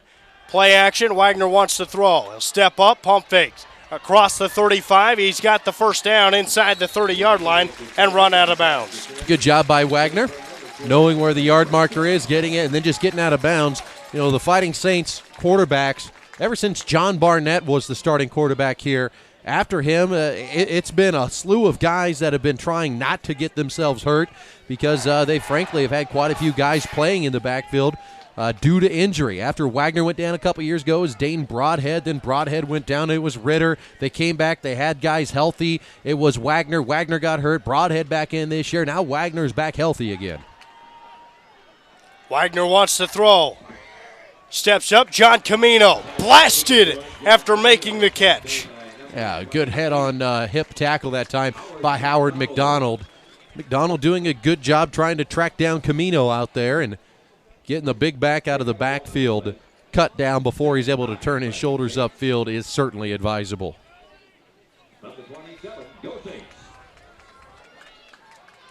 Second down and 9. Camino in the backfield. Wagner wants to throw. Throw to Peterson across the middle. Peterson had the ball popped loose by Max Hanna, but the ball out of bounds, and it'll spot at the 25. Pickup of 2 yards. The Saints offense was rolling. Now a couple plays here. They don't get much of a gain out of it, John, and they have a critical 3rd and 7 situation here, working from the 25. If they don't get anything out of this, you're talking about a 42-yard field goal. Something they could certainly attempt, but I think at this point in the game, with just 2:25 left in the second quarter, they want a first down here, and they could probably milk this thing down and end the quarter with a touchdown. 3rd down and 7. 4 wide receivers. Wagner wants to throw. He's got a man. It's Bartlett. And Bartlett stopped at the 19. First down marker looks like it's at the 18-yard line, and Carroll might be just a yard shy. Well, we talk about making sure that Bubba Bartlett has meaningful catches, and that's a meaningful catch there. Makes it 4th and short. As the Fighting Saints have it, with 24 seconds left to go on the play clock, they're going to probably milk this thing all the way down, potentially call a timeout, and then go for it on 4th and 1 as they're discussing things here with the offense on the sideline. Coach Van Diest lets the clock wind down, and he'll ask for a timeout. And now it's decision time for the Fighting Saints. 1:36 to play before intermission. Carroll College with a 35-14 advantage and a 4th down coming up. At the half, don't forget, we've got Bruce Parker, the athletic director for the Carroll College Fighting Saints, joining us as he'll talk about what's been going on in Fighting Saints athletics over the last year and some of the things that they've got in store in the coming months. Also joining us at the half is former NFL tight end and former Carroll College tight end Casey Fitzsimmons. He will join us at the half to discuss, well, what's going on in his life now post-football as he retired last year from the Detroit Lions. He was part of the first ever Carroll College Fighting Saints National Championship back when they started their run in 2002. So we look forward to talking with him and Bruce Parker here at the half. So the offense will stay out onto the field here for 4th down and 1. 1:36 to play before the half. Carroll converted a 4th and 1, giving the football to John Camino as he ran to the outside. Camino in the backfield again, also Chance Demery in the backfield for the Fighting Saints. 4th down and 1. Here's Camino. 1st down and plenty more. He's into the end zone. Touchdown, well, John Camino. So much for trying to just get the 1st down and run out the rest of the first half, John. Wide open for Camino. There was nobody in the second level to get him. He leapfrogged one defender, and that was it. Wow. Saints got a lot of weapons, John. Camino, Demery, Bartlett, Peterson, Wagner. A lot of guys touching the football today and showing what they can do.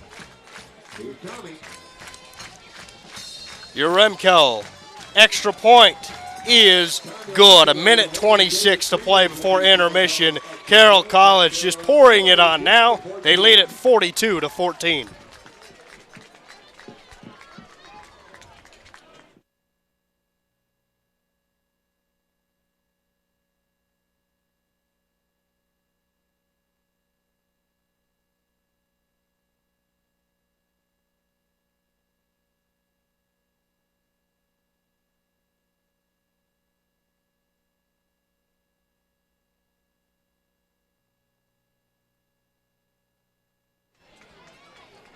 Welcome back to the Victory Sports Network NAIA Football Game of the Week. Thanking all of our sponsors, of course, Web Stores being one of them. And we want to thank everybody that has helped to make this broadcast possible locally here. Carroll College Fighting Saints Athletic Department, including members of their men's basketball team that are manning the cameras today and the switcher. Big thanks to all of them for all of their help, and we wish them the best of luck this upcoming season as they got started last night with an overtime thriller and an exhibition game to get a victory. Congrats to the Fighting Saints men's basketball team, then back at it here today, running cameras. Here's Abraham Nawe from inside the 5-yard line. Nawe looking to give Eastern Oregon some room. Breaking tackles, and Nawe out across the 30-yard line, finally buried on the sideline. Solid return, and 1:13 for Chris Ware in this offense to march down the field. Tyler Caldwell getting caught with an arm tackle that time as he was the first one through to really make contact with Nawe, but came flying through, too much momentum, only got an arm on him and caused him to get loose and get a few more yards out to the 33. Eastern Oregon needs to try and do something offensively here with 1:13 left in the first half, as Fighting Saints will have it to start the second half. Chris Ware wants to throw, will step up, has plenty of time, dumps it to Sampson out of the backfield. Sampson nowhere to go, and he's back to the line of scrimmage. Great play by Mike Waldenberg on the defensive stop. Waldenberg, a guy that is a semifinalist for the Walter Camp Trophy, formerly the Dratty, obviously a very smart football player and smart student. Chris Ware has all day once again, and Ware this time will call his own number. Ware looking for room. He dropped the football. The Fighting Saints are on top of it, and just like that, it's another turnover as Travis Schmidt fell on the football for Carroll College. Yeah, Travis Schmidt with the, hey, look what I found. The ball was just laying right there in front of him, jumped on top of it, and with it at the 45-yard line, just 36 seconds left to go. Do the Saints go for one more strike here, John, before the half? Because there's a good possibility we're not going to see a lot of the ones in the second half for the Fighting Saints Fighting Saints offense. I think they take a shot here. 36 seconds before intermission, leading 42-14. Already a big lead. why not add to it? Here's Wagner. Steps out of trouble. Penalty marker. Wagner across the 40 as he dives forward, and the clock stops with 29 seconds left, but a penalty marker back at the 45. No preliminary indication yet, but, yep, in the area of a hold.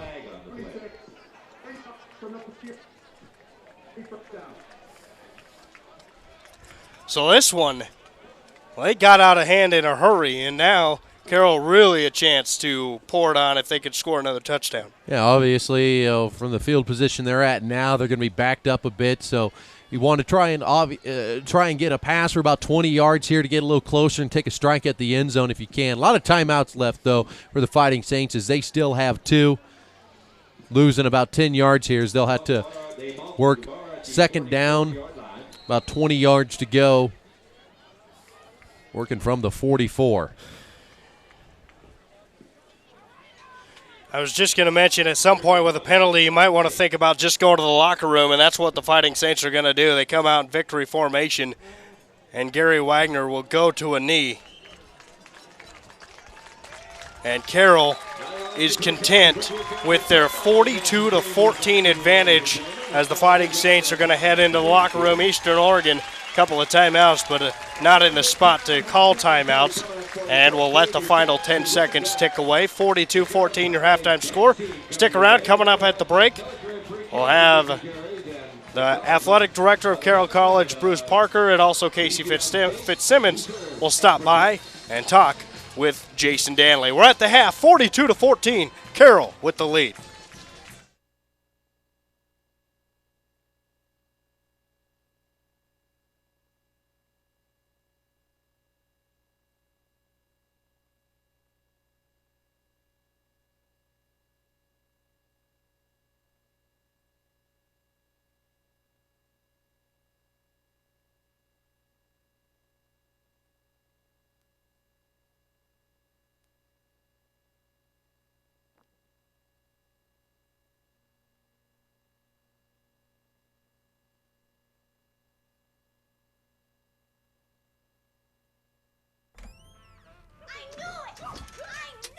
Oh, this isn't good. I was a gift from him to her.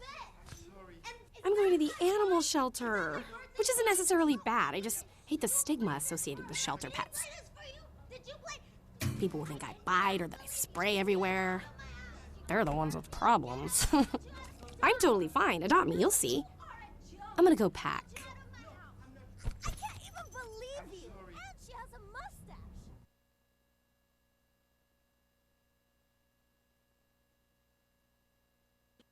Welcome back to the halftime. I'm Jason Dannelly, joined with the athletic director of Carroll College, Mr. Bruce Parker. And Bruce, always a pleasure to come up here to Carroll College and not only get to see a football game, but just get a chance to see everything you guys are doing with your athletic program. Well, we appreciate you guys being here, Jason. You got to see a lot. You saw a basketball game, a volleyball match, a soccer game. It's a big weekend for us at Carroll College, and also a weekend that we've entitled Empowered in Pink for us to raise some money for cancer awareness. Yeah, and that's something that, let's talk about now.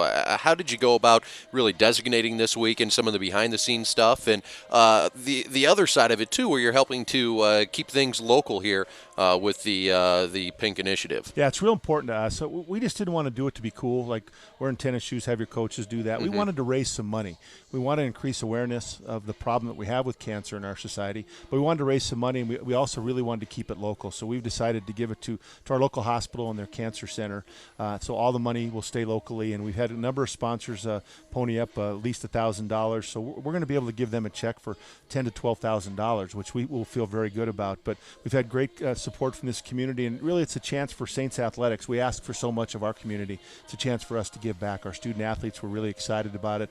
The entire campus got involved in it, and then the community got involved. So it's been a great deal. You just talk about getting your kids involved and getting things involved, with the Pink Initiative and other things going on campus. And most importantly, a lot of your student athletes, they're really involved in the classroom, and that really comes through when you look at those Scholar All-American teams and what Carroll College has had year in and year out for scholarship All-Americans. Yeah, and I think, as much as the championships that we've won, I'm as proud as what our athletes have done in the classroom. Our student athletes work hard. We have a cumulative grade point average of almost 260 student athletes of 3.327 at a tough academic institution. And I think that's why we're successful on the fields and on the courts, because we have smart student athletes.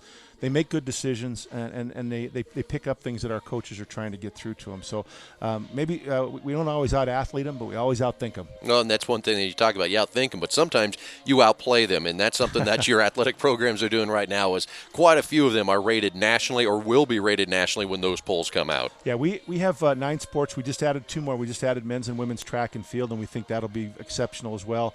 But right now, our football team's ranked number 2 in the nation. Our volleyball team is ranked in the top 30. Our soccer team's ranked in the top 20.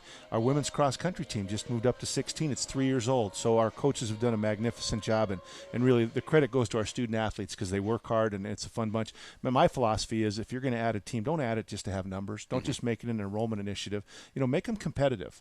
We can't afford not to be good is the way I look at it. And I think that we have that attitude going in. It's not all about wins and losses, but it's a lot more fun when you win than when you lose. It certainly is. Now, what's next for Carroll College athletics? Obviously, with everything that's gone on the field, off the field with the Pink Initiative, you're always looking to better yourself and try and make programs better. What's next for Carroll athletics? Well, we're very close to putting to bed our remodel, I guess I'll call it, of Nelson Stadium. It's a beautiful facility. You've been here quite a few times, but we're going to add turf. We're going to add lights, and we're going to add 3,000 seats on the other side of the stadium. And then hopefully the high schools, 2 of them in this town will both play here. They'll play their home games here. And we'll really make it a community field. We'll allow youth soccer to be in here. We'll let people play under the lights. Our intramurals will be out here. It'll be a facility that'll be much more multi-purpose. We have beautiful grass, as you can see today with the cameras. But, in November, it's brown. And we want to have it green all the time and have our purple checkerboard end zones. And we just think we can do a lot more with the turf. We're not exactly sure when it'll go in. We hope it's going to be starting in February.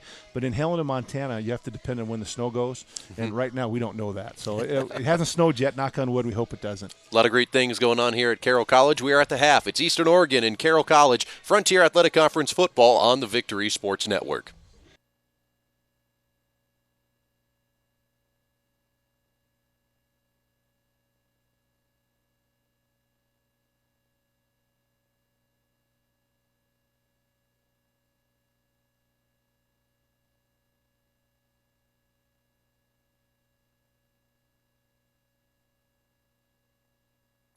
At a time when sports are heading in the wrong direction, the NAIA is changing the culture of sport. Through the Champions of Character program, with the support of Buffalo Funds, our college students are learning character traits that change behaviors, and they're bringing the message to coaches, parents, and teams nationwide. Visit NAIA.org and learn how your team can become champions of character.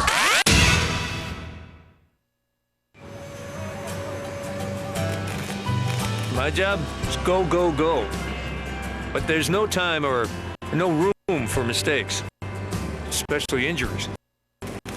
So every morning as I put on my hard hat and my gloves, I tell myself that the best safety gear I got is between my ears. Together we can make Montana a safer place to work. Find out how at safemt.com.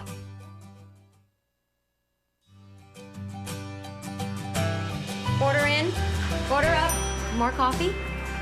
I'm a born multitasker. Most folks think my job is pretty safe. They're wrong. There are fryers, knives, slick floors. In this job, I always remember 2 things. Pay attention and smile. Together we can make Montana a safer place to work. Find out how at safemt.com. This financial advisor is being accused of committing one of the largest investment frauds in the history of the United States. I guess we're not going to Aspen. That's fine.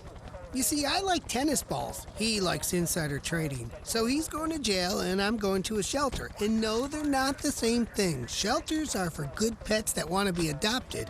Jails are for criminals. I've done nothing. Uh-oh. Ooh, okay, I stole a cheeseburger once. I'm a dog.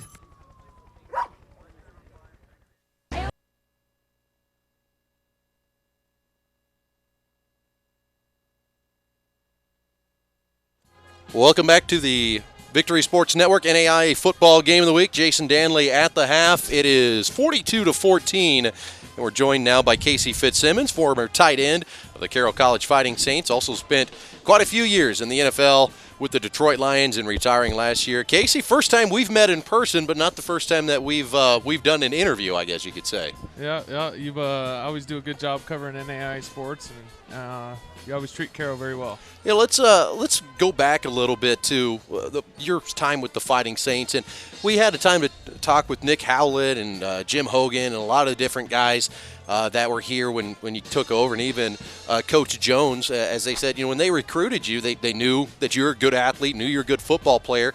They watched you play basketball, and they said, this kid can help us out.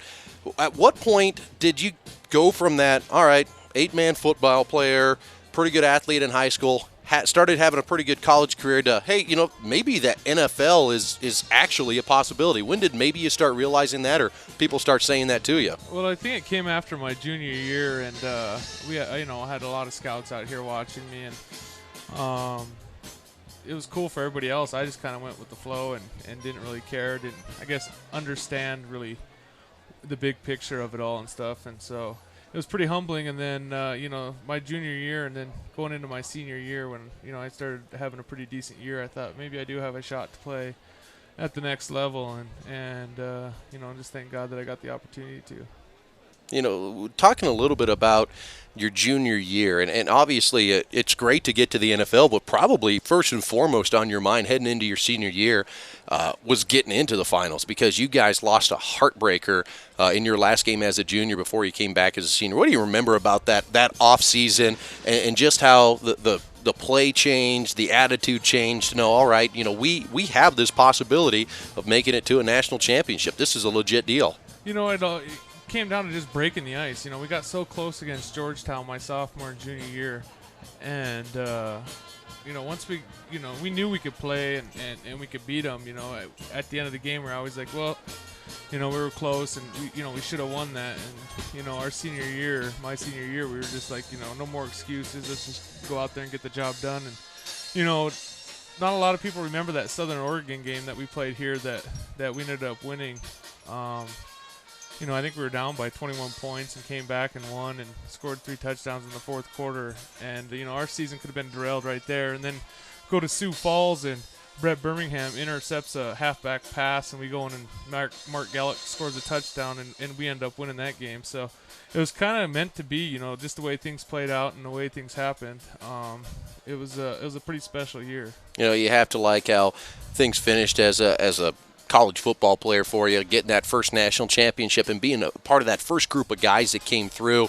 Obviously, you stay pretty tight with all those guys, and through the years, it's kind of fun, I would bet, to be able to look back and say, hey, this is something that we helped to start. Yeah, we were kind of the groundwork to it, and then now the tradition still continues, and Coach Van Diest always puts out a competitive football team and a really disciplined football team. I think that's the best thing about watching Carroll football is how disciplined they are and how well they, fundamentally they are, and what kind of passion they play. That's the way the game's supposed to be played, with passion, and I think they'll continue to be successful as long as Coach Van Diest is still here, and Coach Howlett, Coach Hogan. Those guys have laid a great groundwork here. So something that a lot of people out there don't understand, and even when I say what I'm about to say, they're going to go, oh, come on, what are you talking about? But in comparison, you look at the staff that you had here at Carroll College, and then you went on to play in the NFL.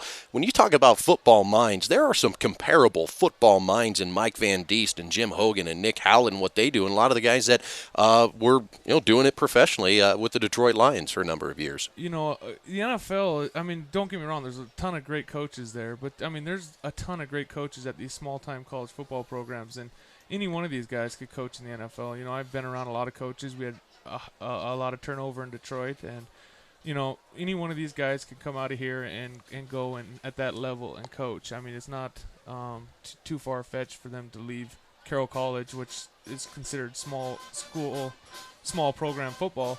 And, they do well there. And Coach Van Diest has been at the highest level playing, coaching at Wyoming. And, he could coach anywhere in my mind. He's so bright and so smart. And, Coach Howlett, puts up points every week, and I mean, I'm not talking 14 points. We're talking 35, 45 points. So. And he does it. They do it so many different ways, and you're seeing that here in today's game. You've got the running backs getting involved, the tight ends obviously getting involved, quarterback. I mean, so many guys are touching the ball, and nobody ends out with fantastic statistics that when people look at it nationally, they go, oh, Carroll doesn't have any stars this year. Well, the problem is they've got 4 or 5 that they can go to right now. Yeah, when you can throw the ball to any one of your receivers and they can take it the distance, I mean, that's a good combination to have, And Gary today is doing a heck of a job. I think he's got 4 or 5 touchdowns in the first half. So, I mean, any one of these guys, I mean, even when I played, there was 4 or 5 guys that you could give the ball to and they'd score a touchdown. You truly believe that they're going to break a tackle and score. It had to be somewhat, special and maybe almost even a little bit bittersweet as you wrapped up your college career. Tyler Emmert starts the entire season. He gets hurt. Rob Luttrell comes in as a starter, but Luttrell was a guy that was in the program and came up with you. So in one way or shape or form, you lose your starter, but hey, you get to go out on top with the guy you came in with throwing you the football. And Rob could have started at any NAIA school in the country, and he just fell behind Tyler and came in, and I mean that's what a good backup quarterback does. Is he comes in when he's called on and he's ready, he's prepared, he's done all of his homework and comes in and it's like you don't even miss a beat. I mean, when he came into the huddle when Tyler hurt himself, I mean, it was like not everybody like, oh, Tyler's hurt. I mean, everybody was excited, same old upbeat, and Rob brings a little bit of charismatic and he jokes around a lot, so he brought that to the huddle, and it was fun to play with those guys. Yeah, I've had a chance to meet Rob a time or two and certainly enjoy my conversations with Rob. Talking about the NFL, and we wrap things up here a little bit. If you could summarize your career with the Lions, how would you summarize it? And I guess what are some of the things that you look back on and that you're just really proud of that you were able to accomplish in the NFL? First, just getting there. It's a tough deal just to play on a Sunday, and coming from a program where you win all the time, I mean, I was disappointed losing games. I mean, it really wore a guy out. And but as far as it went, I did some things that a lot of guys didn't do, and especially at a tight end position, I mean, highlights, returning a kick for a touchdown, blocking punts, and the good thing is I got to end my career on a catch, and it just happened to be a bad deal where I could no longer play. So. Well, we've got a couple minutes left at the half. Casey, always great to talk with you. Let's take a break. We'll come back, and we'll have the second half of action. It's Carroll College up 42-14 on Eastern Oregon in the Victory Sports Network NAIA Football Game of the Week. At a time when sports are heading in the wrong direction, the NAIA At a time when sports are heading in the wrong direction, the NAIA is changing the culture of sport. Through the Champions of Character program, with the support of Buffalo.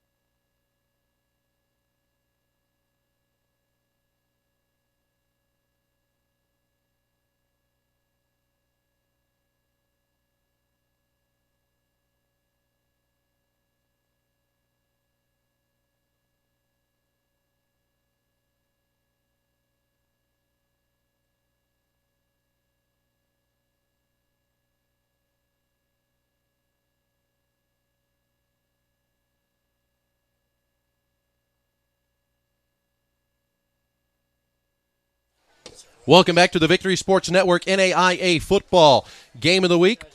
As we're just about under a minute left to go in the halftime here. Jason Dannelly and John Thayer with you.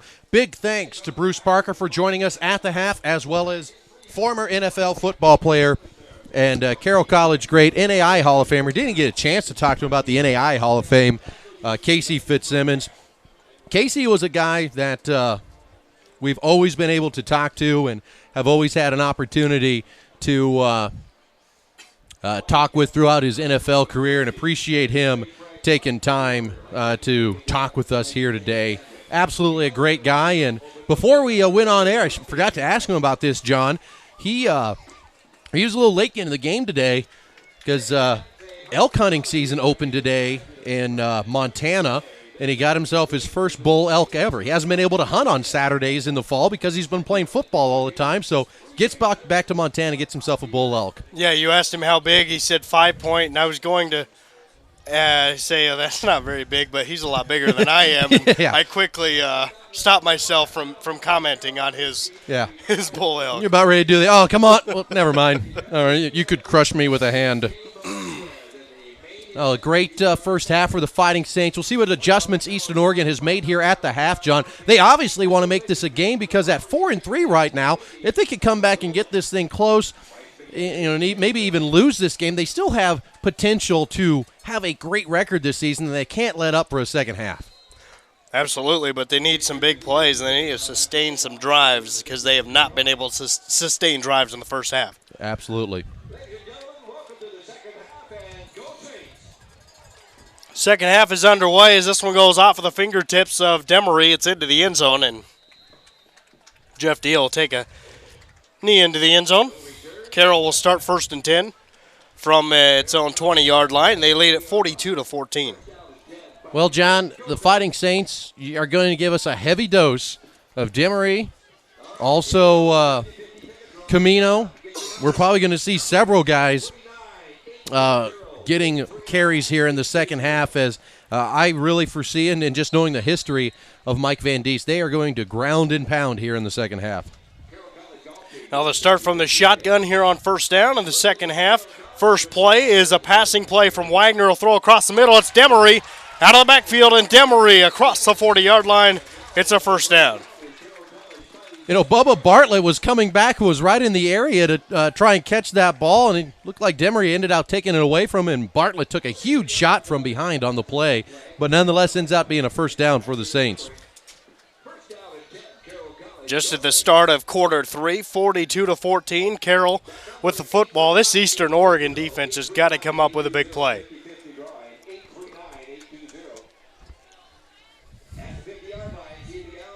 Max Hanna leads this defense with 5 interceptions.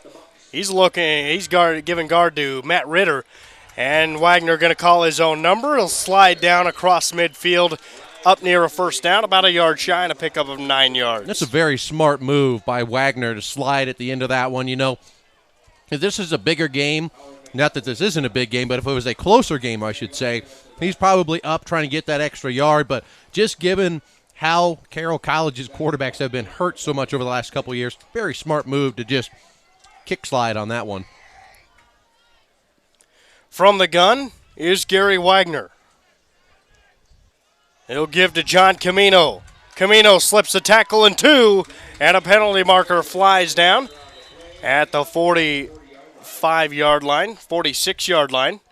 Jason, I think you and I both thought coming into this game we would see a little bit more of Dane Broadhead as a part of this offense with Gary Wagner. The two have shared some time this year, but we have not seen Broadhead. And why have we not seen him? Well, Gary Wagner is just playing very good football. Yeah, Wagner is the number one. Wagner is the guy that is the starter for the Saints, but when he doesn't play well, they don't waste much time getting Broadhead into the game. And that's the key phrase right there, when he doesn't play well, because he's played excellent today. Through the first half, Wagner 16 of 18 passing, 241 yards, and 4 touchdowns. That's about as accurate as they come, and that's a fantastic first half for Wagner. Second down and about 8. Draw play, Camino. Straight ahead. First down. Breaking tackles John Camino. Now sprinting down the sideline and he's inside the 10 where he's run out of bounds. What a run by John Camino. John Camino just getting it done, man. He is absolutely a load to bring down on the other end, and was able to break through some contact at the line of scrimmage and even down the sideline before he got inside the 10. A good look at John Camino. Get a little breather here, and you'll probably see Demery possibly getting something into the end zone here. Demery has a rushing touchdown on the day. He's looking for number 2. Cuts inside the 5 and brought down by Dallas Smith and company. And good job by Dallas Smith meeting him at the line of scrimmage. Dallas Smith, a good-sized linebacker at 6'2", 235, playing very tough here in the second half. And ultimately, if you're Eastern Oregon, you've got to do things like that. Your first inkling when you're down this much is, gosh, can we come back? And as a college football player, a lot of these guys know, hey, you just got to keep pounding. And you got to hope for the best, hope for a turnover, hope for that big play that changes some momentum and can get you back into it. Because just like they scored 42 in one half, you could potentially do it and turn around in the second half and do it. Gary Wagner under center, 12:30 to play in the third quarter. Here's Camino.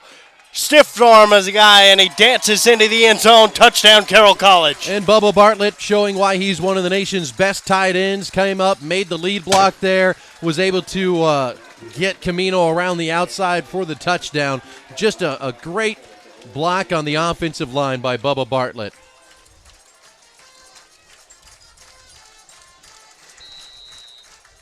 Yaremko to attempt the extra point. Boy, this is going to be a plane ride back to LeGrand for Eastern Oregon, just wondering what happened after that opening kickoff. Yaremko blocked. The extra point is blocked, and Carroll will foul on it. 12:26 to play in the third quarter. Another touchdown for Carroll College. They lead at 48-14.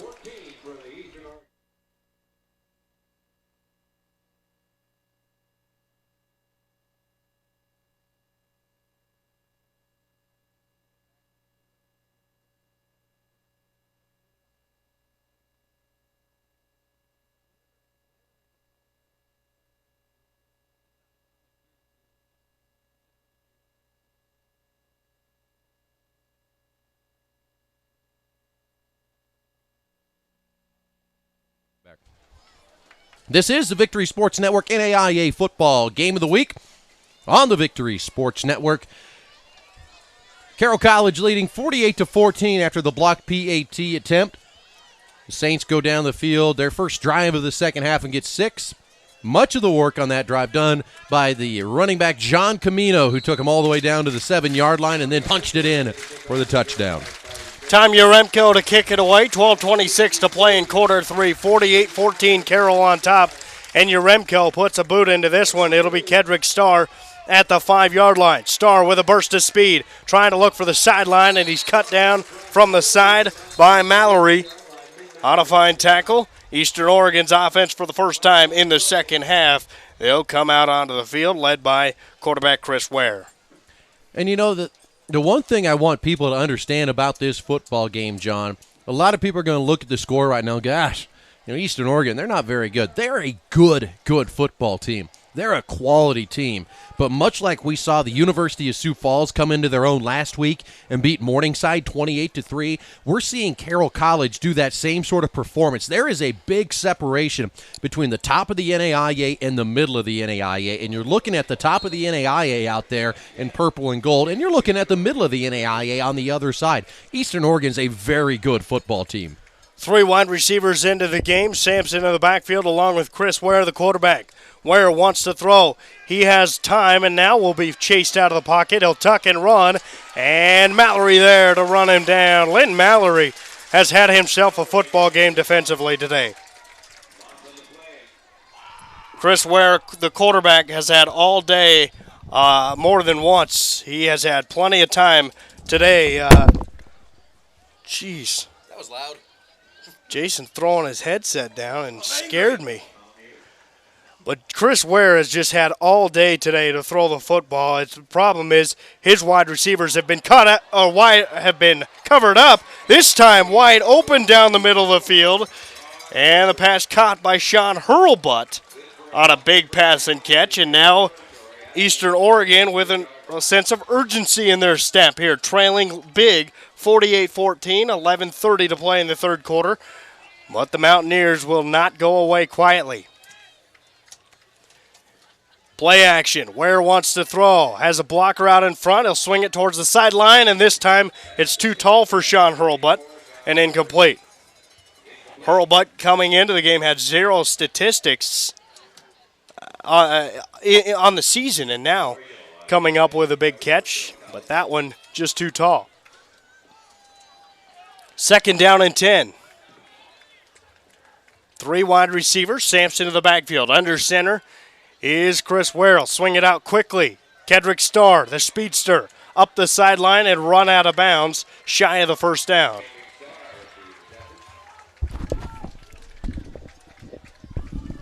Sorry, John. Got angry at a camera there. Evidently.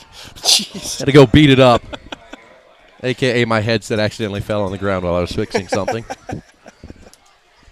Scared me. I wasn't ready for it. I don't think the viewers were either. They probably just thought, who got shot? 3rd and short. They'll keep it on the ground. Here's Sampson.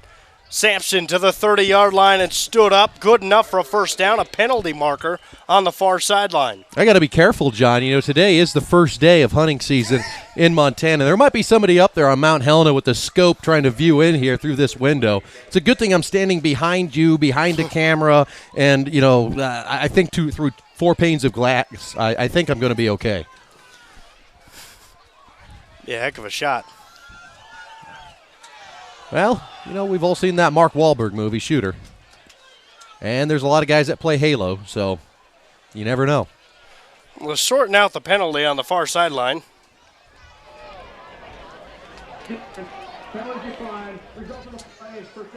And offsides on Carroll. However, the penalty just declined because Kevin Sampson had picked up the first down. First down and 10, Mountaineers. So 1st down and 10 for Chris Ware and the Mountaineer offense. 10:35 to play in quarter 3. Sampson in the backfield. Play action. Ware wants to throw across the middle, looking towards the end zone, and it's incomplete. Kirk Miller, the intended wide receiver, but the play was broken up nicely by Waldenberg.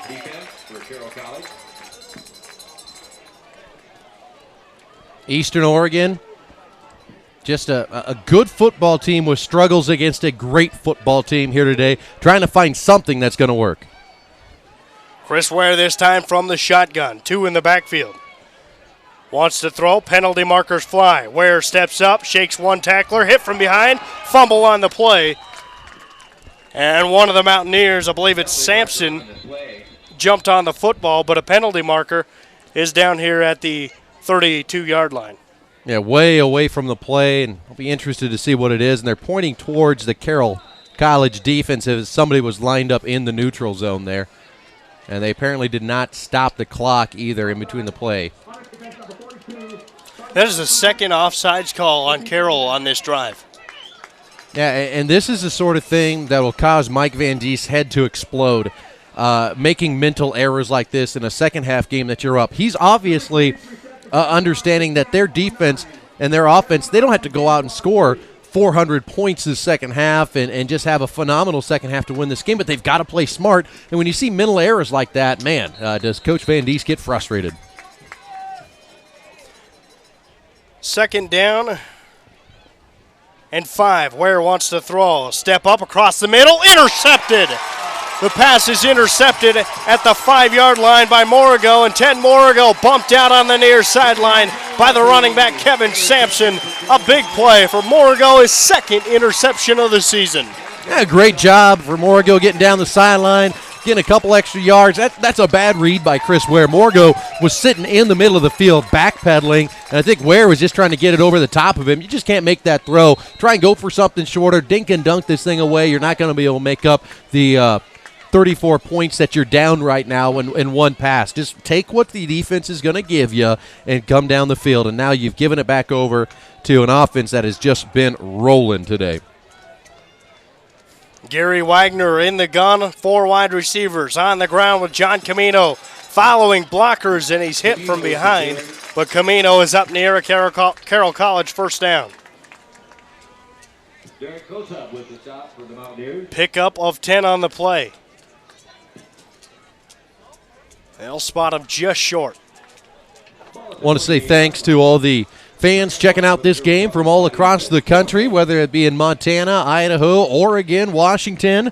I know we've got quite a few in that Missouri, Nebraska, Iowa area checking out this game all over the country and participating in today's chat as well as watching the game live.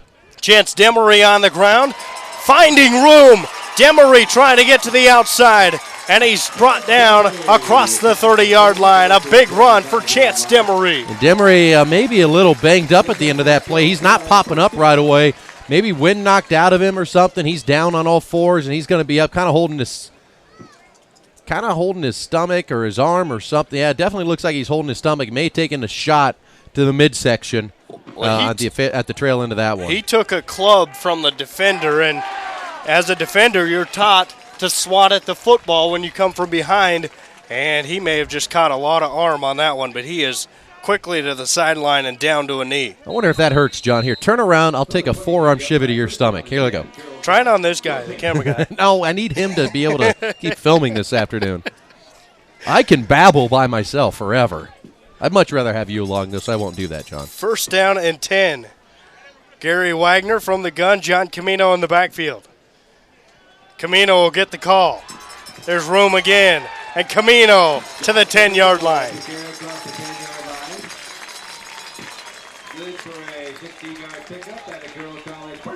Well, I tell you, how about this statement by Carroll College? The defense has given up 7 points.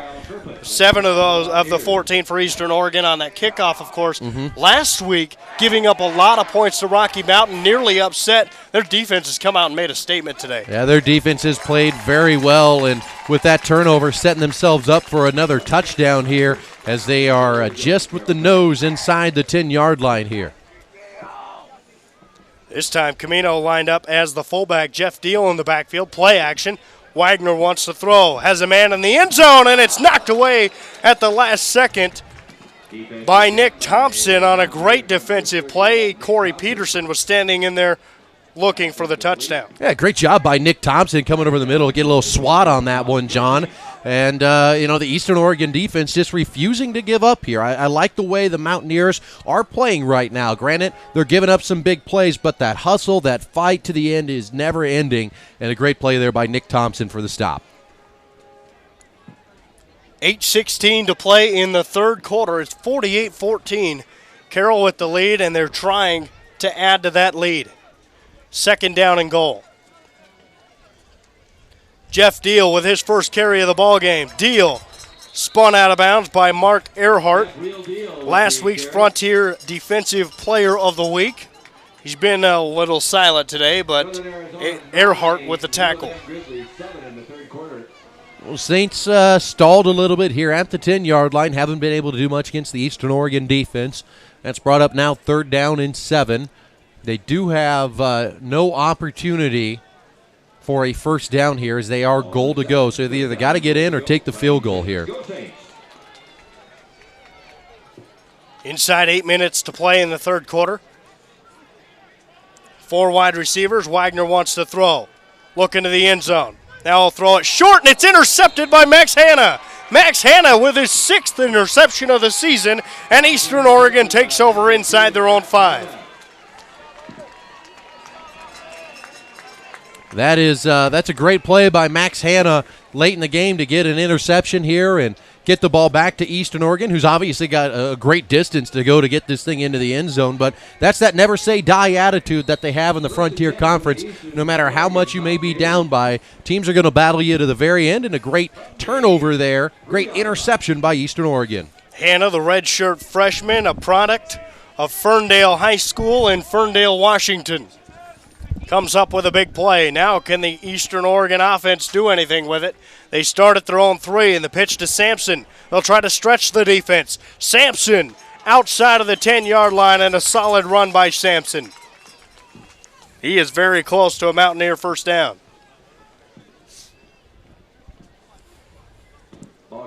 A good job by the Fighting Saints containing Sampson for the most part here today, but the guy has been continuously churning those legs, and you know he's eventually going to get his yards. They'll keep it on the ground as Sampson looking for blockers, and Sampson is stood up by Brian Strobel and company. Solid pickup on the play, as I believe they got about 5 yards. And Strobel, 5'11", 205-pound junior out of Kettle Falls, Washington. Second long for the Mountaineers. Shotgun for Chris Ware. Ware wants to throw, steps up across the middle, and it is nearly intercepted. The pass was deflected at the line. A good job by Joe Dunning, the 6'1", 221-pound linebacker for the Saints, coming across the middle and making contact there and forcing the interception. He was able to cut off the man in mid-route.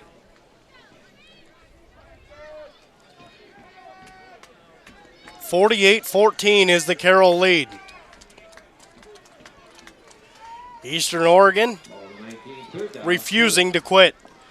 He had a drive going last time, and Chris Ware threw an interception inside the 5-yard line. Now Ware in trouble. He'll step up. Here's room on the near side. Hurdling defenders. He's got a first down and plenty extra.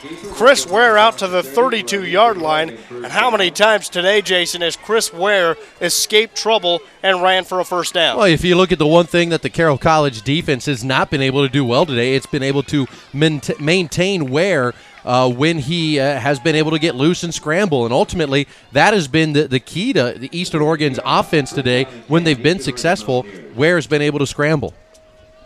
4 wide receivers, 6.5 to play, third quarter.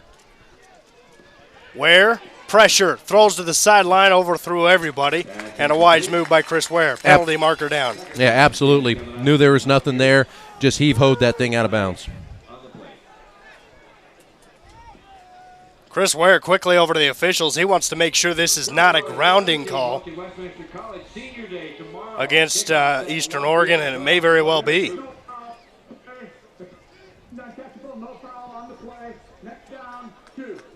So I think they were discussing maybe an interference penalty, but because the ball was thrown so high and so far out of bounds, they picked up the flag. Said it was an uncatchable pass. 6:23 to play in the third quarter, 48-14 our score. This drive started at the Eastern Oregon 3-yard line, and they're now out to the 33. 8 seconds to get the play off. Ware dancing. Here comes pressure. He escapes for a second and then brought down. First man through was Colton Shirley to apply the pressure. Finishing him off was Noah McWilliams, and the defensive line and the linebackers in cohesion there and playing well together.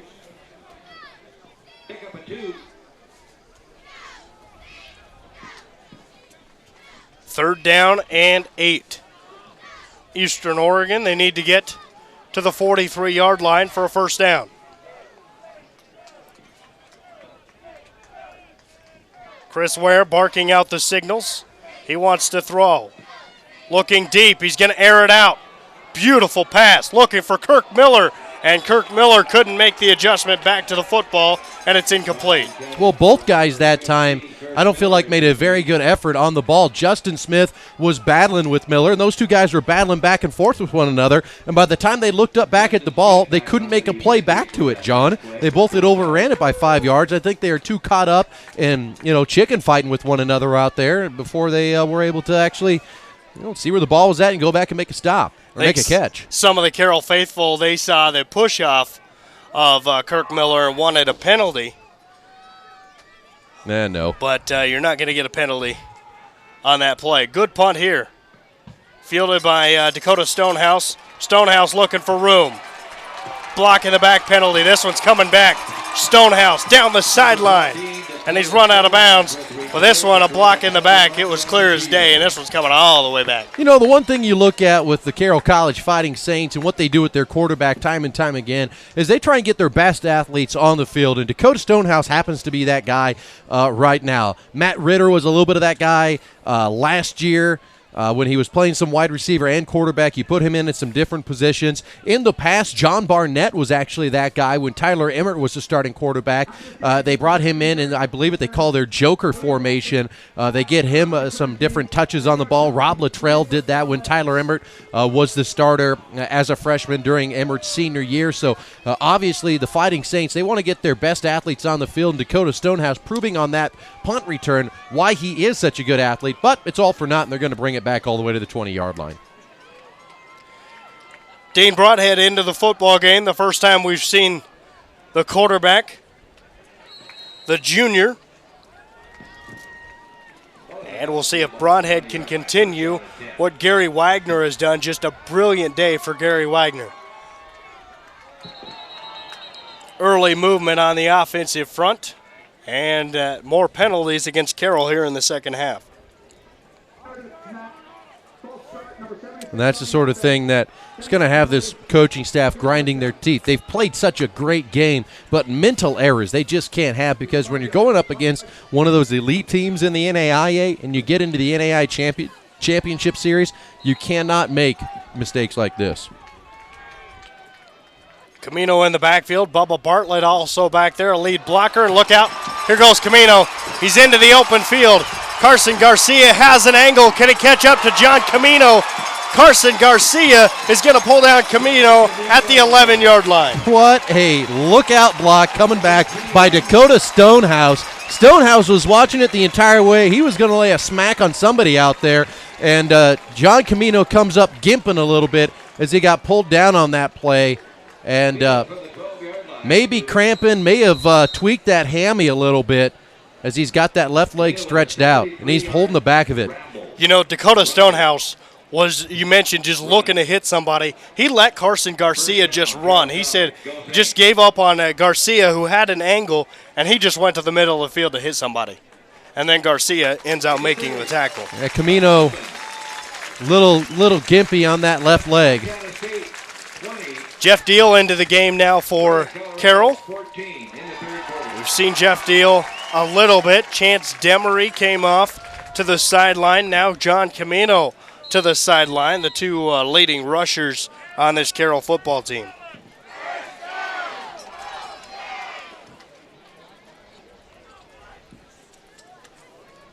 Not what Carroll wants to see, their top two rushers coming out of the game with injuries. Broadhead will give to Jeff Deal, and Jeff Deal pulled down after a pickup of about 6 or 7 yards.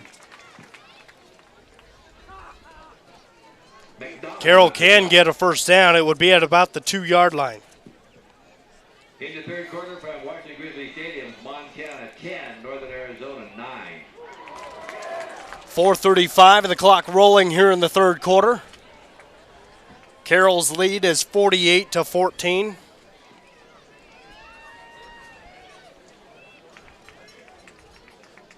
Jeff Deal in the backfield. Couple of wide receivers split out, and Bubba Bartlett in the backfield. He'll be the lead blocker, and Jeff Deal nowhere to go. He's wrapped up immediately and pulled down. Jordan Bunker into the backfield. Well, John Camino may have finished off one of the best football games he's ever had as a Fighting Saint. Through the first half, he had 8 carries for 73 yards. He had a great second half for the first 10 minutes that he was able to play before he exited with that looked like an apparent left hamstring injury, and he'll get worked on by Brian Coble, the head trainer here with the Fighting Saints. Saints obviously want to try to get him back, but he would apparently be over at least 150 yards, so a great day by Camino. Dean Broadhead rolling out. Here's pressure. He'll throw to the end zone, and the pass is incomplete. Broadhead was just broadsided by Mark Earhart, and Earhart had a free shot at Broadhead. Speaking of the running backs, Jason, you mentioned John Camino. Chance Demery came out of this game early. He now has removed his shoulder pads. His day appears to be over as he has an ice pack on his right side. So perhaps some kind of injury there. They're going to ice, and hopefully, he's able to get back quickly for Carroll. Yeah, obviously they want to try and get him. Field goals blocked at the line, and Eastern Oregon's offense will take over 1st and 10. And now Eastern Oregon, they blocked an extra point, and now a field goal as well. Eastern Oregon, again, never say die attitude. They got an interception inside the 5-yard line. They block one there, so they're playing to the very end. You got to give a lot of credit to the heart of the Eastern Oregon players. 3:20 to play in the third quarter. It's 48-14. Not a whole lot of action recently. Carroll is slowly taking some offensive drives down the field. Eastern Oregon seems to get something going, and it stalls, and now an option play as Ware will keep it himself, running forward up across the 15-yard line. And again, you got to go with what's been working, and what's been working today has been a heavy dose of Chris Ware running the football. And I think the more Ware runs the football, it's going to open up the opportunities for Sampson here in the second half to get his yards. 3 wide receivers. They'll give to Sampson. Sampson, nowhere to go. He's gobbled up. Maybe got about 4 yards. He was hit right away, but able to fight for a couple of yards. Yeah, coming through on the tackle that time was Colton Shirley, the junior out of Helena, just down the street from here. Had an opportunity to see a lot of Helena over the last 3 days, and a fantastic American city. I think that's the best way to describe it. Chris Ware wants to throw. Looking towards the sideline. Got a man wide open. It's Kedrick Starr, and Kedrick Starr just gets the left foot down before falling out of bounds, and a first down for Eastern Oregon. Kedrick Starr is a player that this offense needs to see involved a little bit more. We saw his speed on the opening kickoff for a touchdown. This is a guy who just can be a playmaker if they give him some more opportunities. Yeah, and as a freshman, you got to get some opportunities to get him worked into your plays. But he is leading the team, or second on the team in all-purpose yards. Chris Ware wants to throw across the middle. He's got a man. It's Kedrick Starr once again, and Kedrick Starr is down to the 47-yard line. In this for the season, John, Kedrick Starr had just 51 yards receiving, and he's obviously been much more involved today in the offense and catching a lot of passes, and he's done a very good job. This is kind of that coming out game now for Kedrick Starr, not just as a special teams guy, but as an offensive player. He's done very well. Inside 2 minutes to play in the third quarter, 48-14. They'll keep it on the ground, a pickup of a yard. Sampson just looks frustrated. He has not been able to get much going on the ground. Yeah, he's getting gobbled up quite a bit out there, and Joe Dunning was making the tackle that time as Eastern Oregon will come right back to the line. 2nd down and 9. Chris Ware will call out the signals for this offense. Ware steps back. Now wants to throw, going deep, sideline, got a man, it's Burrows, and he's just overthrown Jake Burrows down the sideline. So the pass incomplete. That's one thing about Chris Ware we've seen in this game. He has thrown some high arcing balls that just look like they've got a tight spiral, and he's put the ball on the money a couple of times. Chris Ware is a quarterback with a lot of experience in life. He did not come in as really what you consider a true freshman. Spent some time after high school, not in college, so he's a mature young man at the quarterback position. Ware wants to throw. He's dancing around. Now going to tuck and run. Chris Ware finding a lot of room across the 30-yard line. Chris Ware has proven one thing today, that our thoughts of him being one of the best quarterbacks in the country coming into the season are definitely true. He has not had the passing yards that he's had in seasons past. Most of that's due to the fact that they've got Sampson who can run the football a little bit out there. So a great job by Chris Ware running for the first down and just continuing to show his athleticism here today. Chris Ware is just a junior, and he's set, I believe, 10 or 11 single season or career records already, and he's got a season left. And he's on the verge of a couple more as he airs this one towards the end zone, and it is caught for the Eastern Oregon touchdown. Maurice Culpepper hauls it in, but a penalty marker at the 17-yard line. Yeah, John, I was just going to say that's right in the area where what would possibly be an offensive pass interference. We're going to discuss this thing at the line, and nobody seems to be too hyped up right now from either side. 14-14.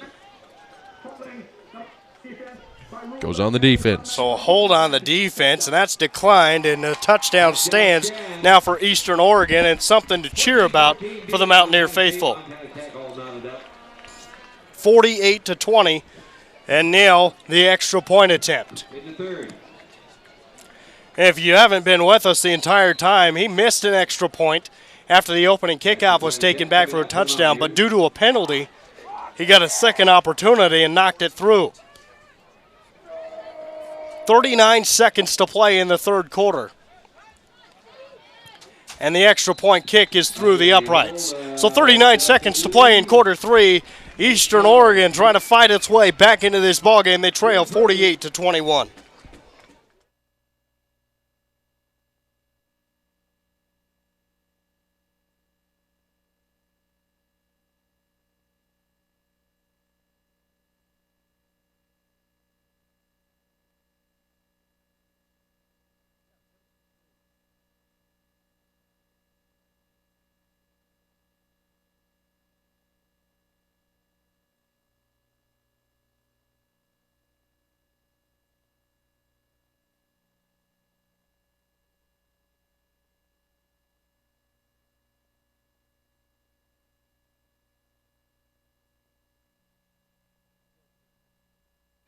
Welcome back to the Victory Sports Network NAIA Football Game of the Week. Try to get some score updates for you across the country. Right now, Northern and Montana Tech are locked at 14 with 14 minutes left to go in the fourth quarter. We'll try and keep you updated on that one. I know we got a lot of Frontier Conference fans out there and a few people wondering about what's happening in the Dakota Athletic Conference. As soon as we get those updates, we'll make them available.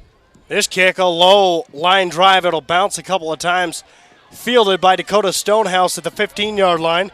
Stonehouse looking for some room, and he's out to the 40-yard line. Yeah, I love the way Dakota Stonehouse runs. Got those shoulders forward, just always going forward with the momentum, not dancing around, and with a lot of speed. He is a great athlete, and, you know, I don't want to say he's the quarterback of the future, but you look at him, he's a redshirt freshman. You've got Broadhead as a junior sitting in front of him, and Gary Wagner as a senior.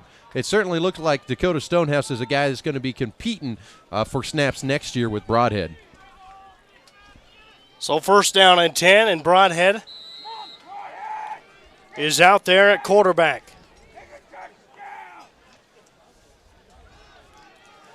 They'll keep it on the ground.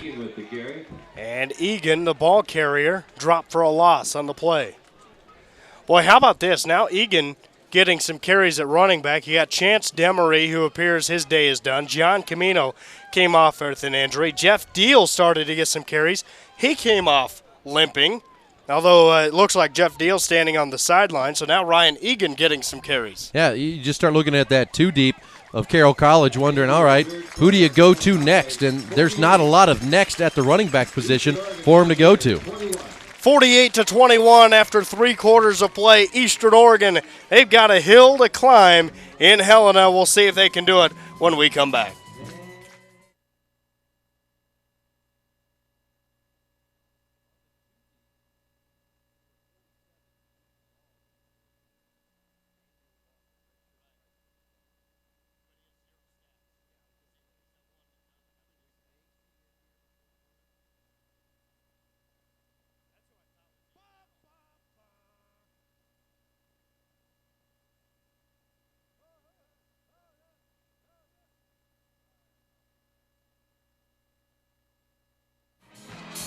Into the sounds of Sweet Caroline, we head into the fourth quarter as the Carroll College Fighting Saints leading Eastern Oregon 48-21. Not much to speak of offensively here in the second half for the Fighting Saints, as Eastern Oregon has limited them right near the end zone several times, and EOU continues to fight and claw their way to try and get themselves back into this game competitively.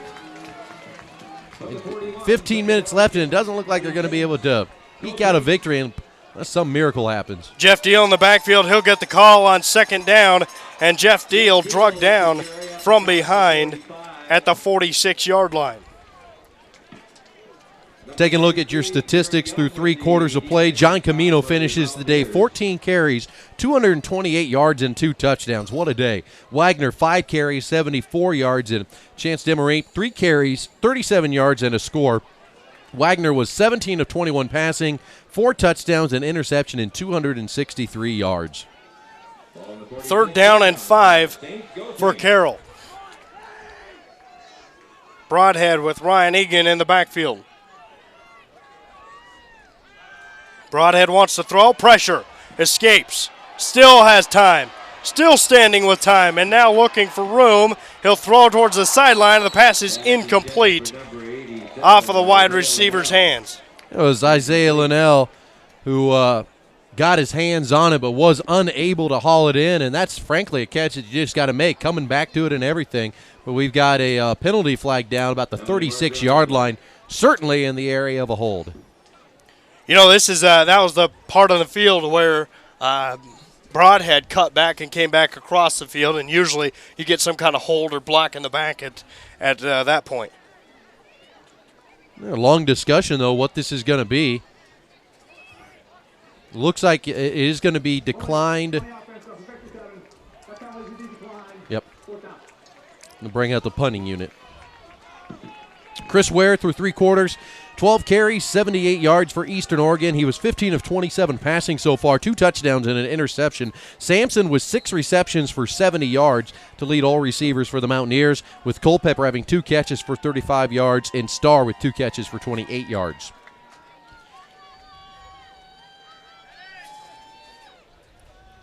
Here's a punt fake for Carroll. 1st down. The Fighting Saints pull out a fake here in the 4th quarter, and the offense will keep the football. That's a gutsy call, knowing that Eastern Oregon has got 21 points scored so far in this game. If you don't convert that, you give their offense good field position, and they have started to move it here in the second half. I like that call, though, from Coach Van Diest, to ultimately get the ball back in the hands of your offense and get some more clock ran off, because right now Eastern Oregon is playing very tough. You don't want to give the ball back to them with a whole bunch of time left here in the 4th quarter, because they might be able to pull out that miracle. They certainly have the playmakers to do it. 1st and 10, penalty marker flies in, delay a game. Coach Van Diest is not happy about this call. He's trying to say there is no way they could have 25 seconds or the play clock run off that quickly. It's supposed to be 40 seconds. Yeah, 40. Should have been 40. You're right, John. I think that was a pretty quick 40-second play clock. They basically had to get that thing restarted right away as soon as he was down. Now they set it to 25 after the penalty.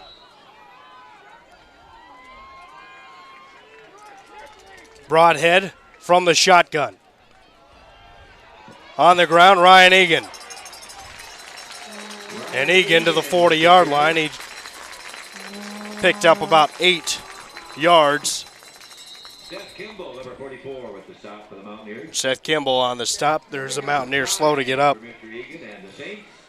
Jordan Peeler. Yeah, Peeler with his helmet off and heading to the sideline, the junior out of Oceanside, California.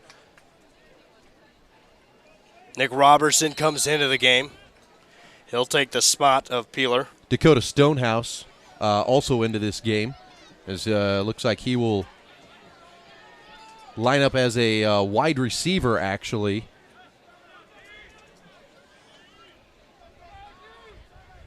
Second down and 6. Egan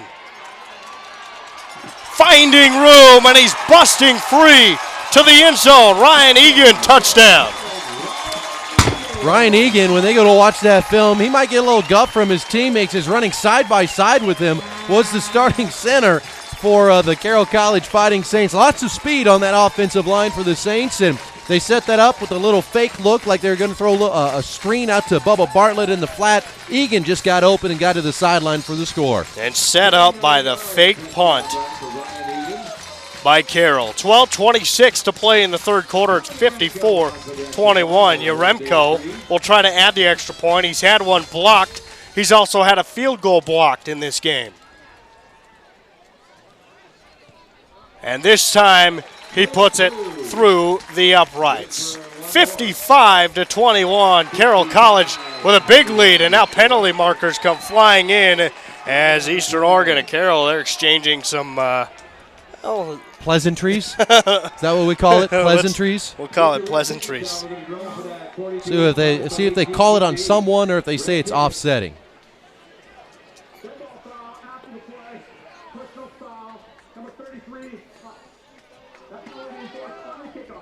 All right, so it does just go against Eastern Oregon. It's getting a little chippy at the end of the play.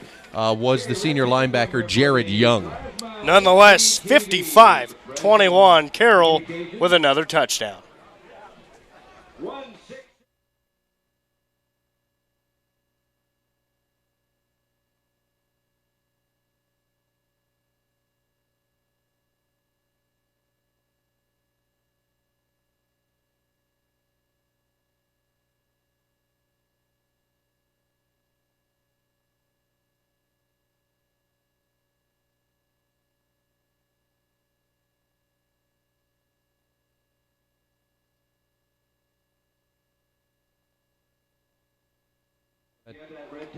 Welcome back to the Victory Sports Network NAIA Football Game of the Week. The Carroll College Fighting Saints get a touchdown run by senior wide receiver Pat Egan to make it 55-21 with 12:26 left to play in the fourth quarter of action, and the Saints offense finally getting a score here to extend their lead a little bit and getting a little bit more in that safe zone, being up 30-plus now in the fourth quarter. Here's Yaremko. He'll put a boot into this one. He sent it deep. Abraham Nawe is going to have to sit on it. Jason, I'm going to correct you. That touchdown was Ryan Egan. Pat Egan is actually out of this ball game with an injury. Injured last week against Rocky Mountain. Yes, Pat Egan, not Ryan Egan, not Reagan Mack. I mean, we got Egan, Reagan, Egan. Not Ronald Reagan. Not Ronald Reagan, although I did see a Ronald Reagan for President 2012 sign here today. Evidently, the news is a little slow getting to Helena. Not quite sure the Western Union has come through. Pony Express closed down a while ago. I'm serious. I saw it. Here's Nawe out of the backfield. Nawe looking for room. Fighting up the sideline. Those are probably the same people with that sign. I need to be wary of long scopes on top of Mount Helena trying to zero in on me here in the booth. Well, if they hear you bashing the news and getting to Helena, you might be scoped out here before too long. Now, we always love our visits here to Helena. And speaking of news, their local news, they do a fantastic job. They've got a ton of local television stations that come out to these games and cover them. Their local radio station, 1240 BBL or KBLL, I can't remember. John Lagerquist, the play-by-play guy, does a fantastic job for the Fighting Saints.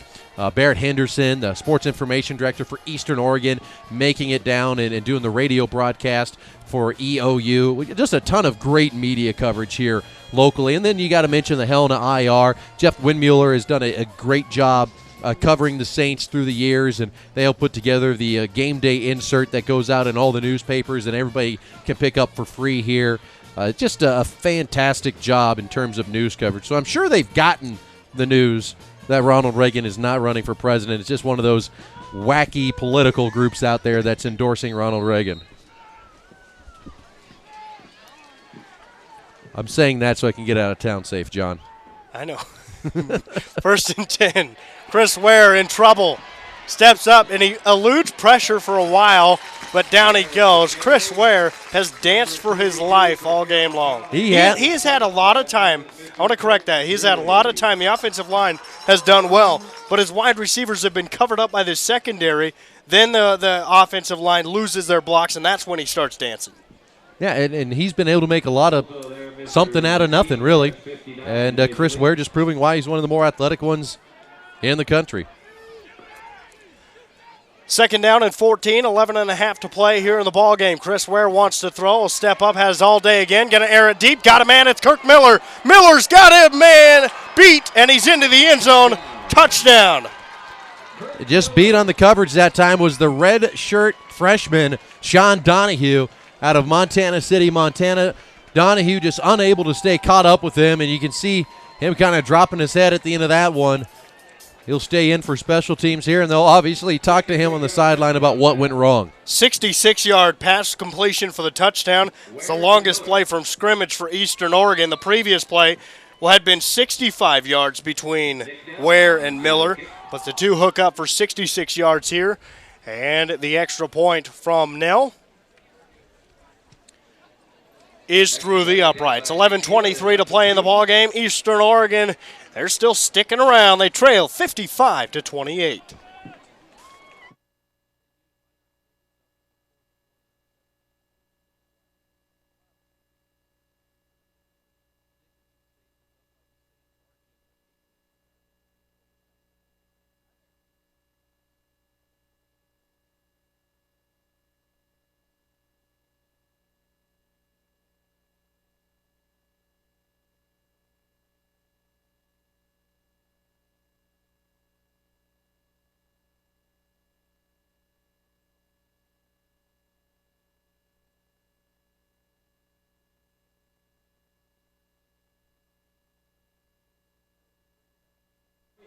This is the Victory Sports Network NAIA Football Game of the Week. Join us next week in Dickinson, Minot, North Dakota, as it'll be Minot State hosting Dickinson State, and what we looked to have as what could be a potential conference championship game with South Dakota Mines and Black Hills State, if they won today, may be in jeopardy as both Dickinson and Minot are up over South Dakota Mines and Black Hills State, respectively.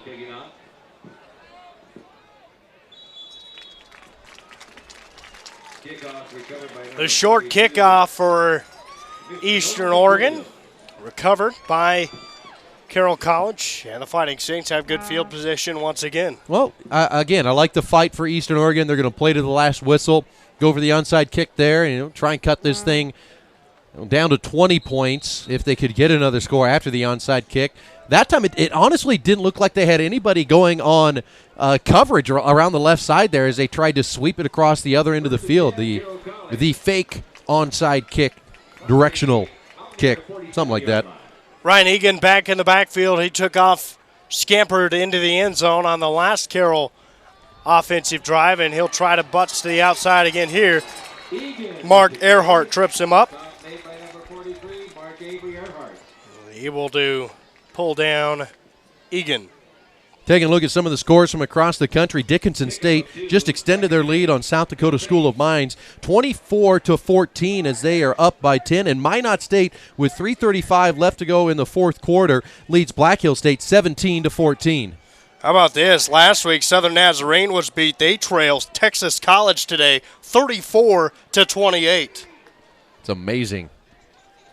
One of a couple CSFL scores we've got. The other one coming up in a second is Mark Ritter. Fights to the 40-yard line. Good pass completion. Langston down 20-10. As expected, we thought that'd be a good game with Northwest Oklahoma State and Langston today. Campbellsville squeaking one out against Faulkner. Faulkner looking to be the spoiler kids. Didn't happen this week, though, as the Campbellsville Tigers, that is, defeat Faulkner 22-21. Missouri Valley up on Central Methodist right now 20-0, and Baker up on Graceland 16-0. Third down and short for Dane Broadhead and company. 10 minutes to play in the ballgame. 55-28, the Carroll lead. 4 seconds to get the play off. They do with one. Broadhead's pass tipped in, intercepted, no. Couldn't haul it in. That one nearly picked off of the tip pass, but it's incomplete. Well, upset city in the Kansas Collegiate Athletic Conference. Sterling comes around, knocks off Kansas Wesleyan 22-21. That one has just gone final. Sterling, the comeback kid, scoring 12 points in the fourth quarter to get the victory and knock off the rated Kansas Wesleyan Coyotes. Coyotes now will have their second loss of the season, second loss in a row now, and could be dropping out of that top 25. Back-to-back losses. Lost to McPherson last time out. McPherson pounding Southwestern today, 55-22. This punt is blocked. And it bounced around. It is Eastern Oregon football, but special teams have been the reason that Eastern Oregon stuck around in this game. Yeah, it certainly has been, and they're going to come out with some great field position here after they get a tip on that one. Working from the 45, down 55-28 with 9:28 left to play in this one. Try and get some more scores from across the country for you. Ware back to pass. Penalty marker. He'll throw to Nawe, incomplete. One score we want to try and get people updated on is William Penn McKendree. No update on that one yet. We'll work on that on our end to find out what's happening.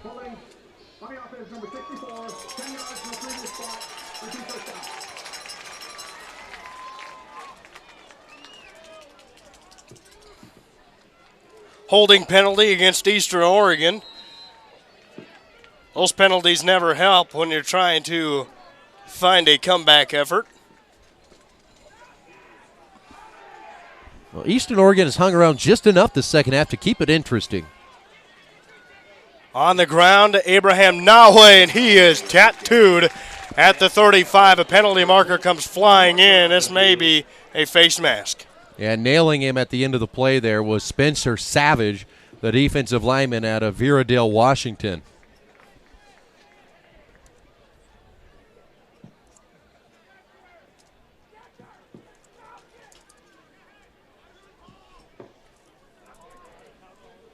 Awaiting the, there we go.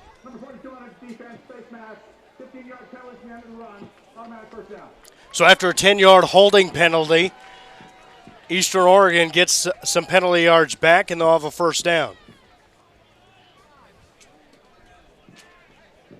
Face mask called on Noah McWilliams, who's gotten quite a bit of playing time here today. For Washington Grizzly Stadium over Northern Arizona, near the end of the third, 17-15 Grizzlies. First down and 10 for Eastern Oregon. The officials still trying to get everything squared away.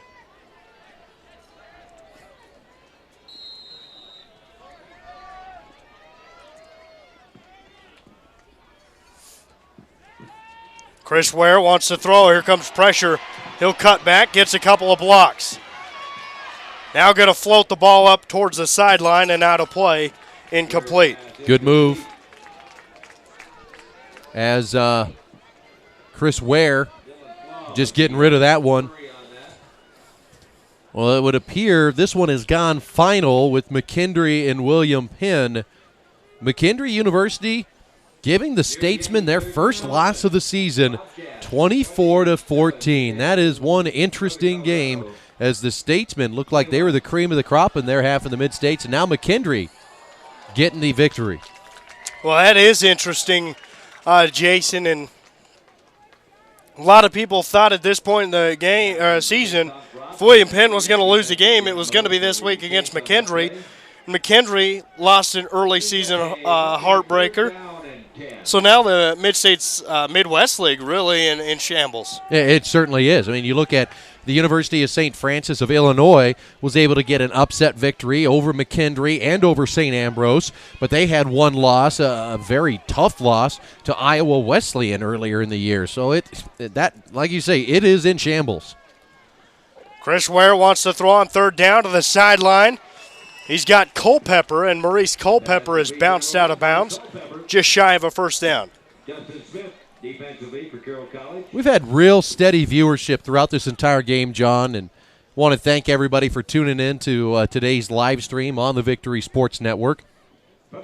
Peak viewership, 300 and plus, a couple thousand unique viewers to today's game. Just real good from top to bottom. Thanks, everyone. Fourth and short, it's an option play. Chris Ware, first down and plenty more. Ware to the 30-yard line. Chris Ware just making a good read around the side, knowing he's just got to get 1 or 2 yards, and if he was able to get to the second level, he was going to get quite a bit of a gain, and he did as he got out to the 29-yard line off that run to bring up 1st and 10 for Eastern Oregon. Chris Ware has shown that he can be a very good quarterback in this game, and he's not going to have eye-popping stats, but credit a lot of that to the secondary of Carroll. They have just shut down these wide receivers throughout most of the day. Going deep to the end zone and incomplete. That to Jake Burrows, and a penalty marker comes flying in from the back of the end zone, and the Carroll faithful not happy about that one. Well, the line judge on the far side was right there to make the call, and he didn't throw the flag. No, that one came from about the field goal post. Did a fan throw that? He may have. It came from nowhere. It'll be interesting to see if they call it on Brian Strobel over there or if they'll call it on Mike Waldenberg. I mean, those are two very good defenders that don't make a mistake like that. By the reaction of Strobel, I think it was called on him. I didn't actually hear it, but, yeah, that one came flying in from the back judge. He's standing at about the goalpost. So a 1st down for Eastern Oregon with 7:29 to play in the ball game. And Ware from the shotgun, he'll step back, wants to throw. Here comes pressure, escapes. He'll throw to the end zone. Wide open is Kirk Miller, and he dropped it. Just let it fall. And the football gods are messing with this one today. You give them a pass interference penalty on that far side, and maybe it was, maybe it wasn't. And then you have a wide open receiver in the end zone. The ball just hit him in a bad spot, just right in the hands. He drops that one. Goes incomplete, stops the clock with 7:22 on it.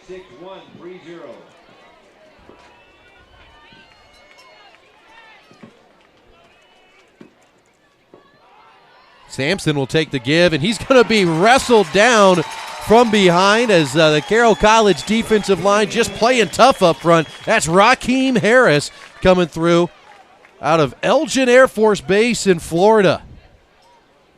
Big stop for the big man today. So now 3rd down and 11 for Eastern Oregon. Boy, you cannot drop a touchdown pass like Kirk Miller did. Well, not in a comeback effort.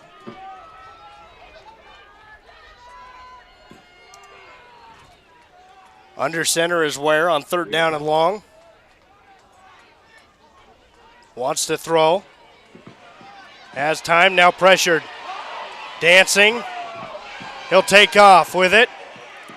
Ware slips one tackle, and he's pulled down at the 10-yard line. Great blocking around the left side by James Thiessen, the sophomore out of Triangle Lake, Oregon, just continually punishing that left side of the Carroll College defensive line as Spencer Savage was over there trying to get loose from him, and Thiessen just continually pounded him as Chris Ware got open around the edge and tried to get the 1st down, but now brings up 4th and 6, and they're going for it. Chris Ware from the gun wants to throw. He'll go to the end zone. Incomplete. Yeah. Penalty markers down, and this is going to be an interference call on Waldenberg. That one was. Yeah, he just never turned back to the football. And you can't reach across the guy and grab the front of his jersey and push him when the ball's being thrown at you. Most referees are going to pick up on that one. So that one definitely was. No doubt whatsoever.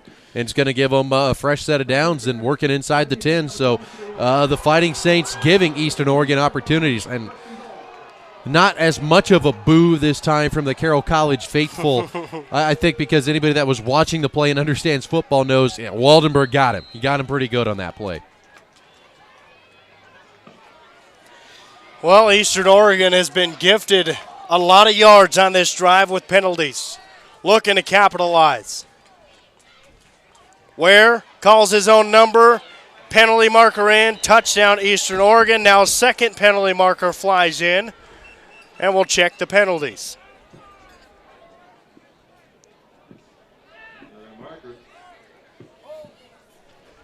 Probably got a hold. And maybe 2 holds on this play. Man. I mean, I want to see the size of the hole in both teams' foot right now, because they've continuously shot themselves in the foot on this drive. Carroll College defensively, now Eastern Oregon on offense with a drop touchdown pass in the end zone. Then you get a touchdown there, and you get a holding penalty, brings it back. Wow. So now it'll be 1st and goal from the 12-yard line.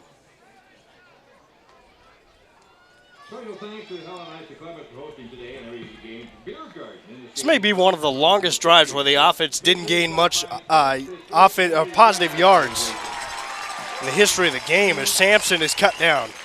Thomas Robinson coming in, making the tackle in the backfield, which will bring up 2nd down now for Eastern Oregon and goal to go from about the 13-yard line. 3 wide receivers on 2nd and goal from outside the 10.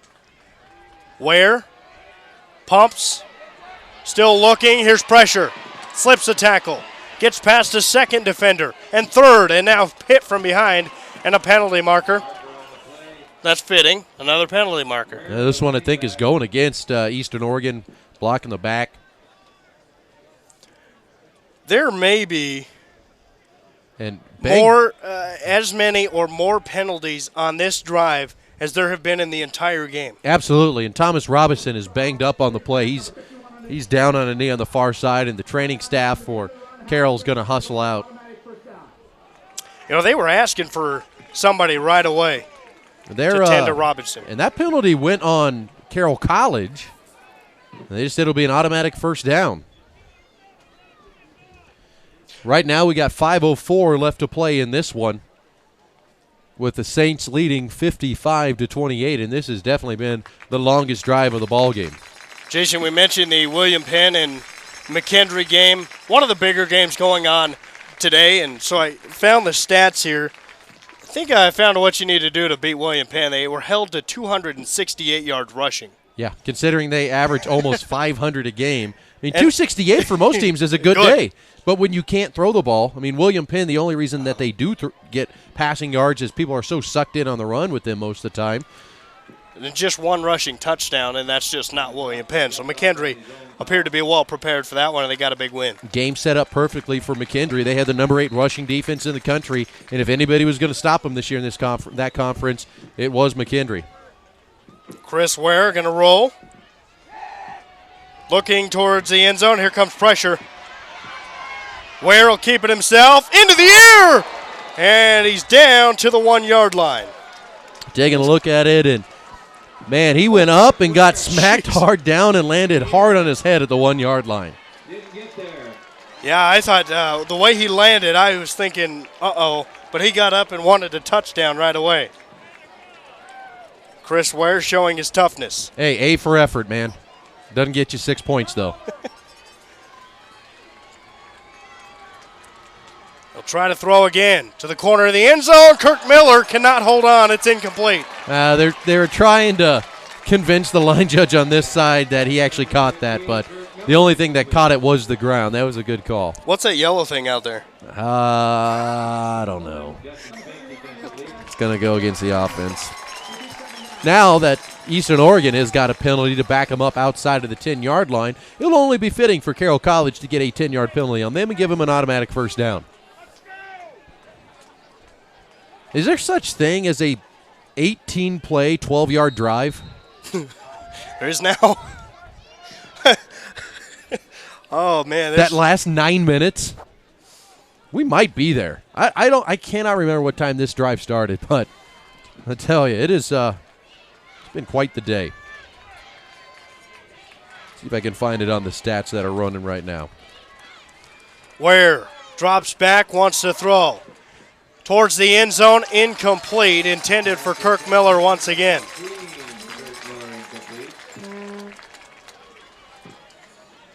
.410 to play in the ballgame. I want to say the drive started. I know there was more than 9 minutes left in the game. I want to say it was around the 10-minute mark. All right, Eastern Oregon got this ball at the 45-yard line on this drive. They had a penalty that got them down to the 35, then a rush to the 39. Then they got backed up to the 49. I'll count the plays here while this play happens. Chris Ware from the gun. Here comes pressure. Ware got away. He'll take it himself. Slips a tackle, diving towards the pylon, touchdown. Chris Ware fights his way into the end zone, and the drive finally ends with 3:52 to play in the game and a touchdown for Eastern Oregon. I believe that caps off a 20-play, 45-yard drive. Just by looking at it here, 20 plays. They got the ball off the block punt at the 45-yard line. They went from the 45 to the 35, back to the 39, back to the 49, stayed at the 49 to the 42. Penalty took him up to the 29. Pass play took him to the 14. Run for none. Another run for none. Penalty got him 10 yards. Then it made it first and goal to go from the 2. Put him back to the 12. Put him down to the 11. Back to the 12 after a penalty. Then a 6-yard rush and a 1-yard pass. Then it was a penalty. And then I got to wait for the page to refresh here to get our 20th to 21st play. Then after the penalty, we had an 11-yard pass for the touchdown. No, 11-yard pass broken up by Kirk Miller. This hasn't totally updated yet. Reading that, you just made me more tired than you were climbing Mount Helen yesterday. At least I didn't get a cramp reading it. I got a cramp climbing the mountain. Eastern Oregon get a go for 2. Wide open in the end zone, incomplete. Chris Ware just underthrew Jake Burrows. 3:52 to play in the ballgame. Eastern Oregon scores. Conversion fails. 55-34, Carroll leads it. At the end of the third quarter.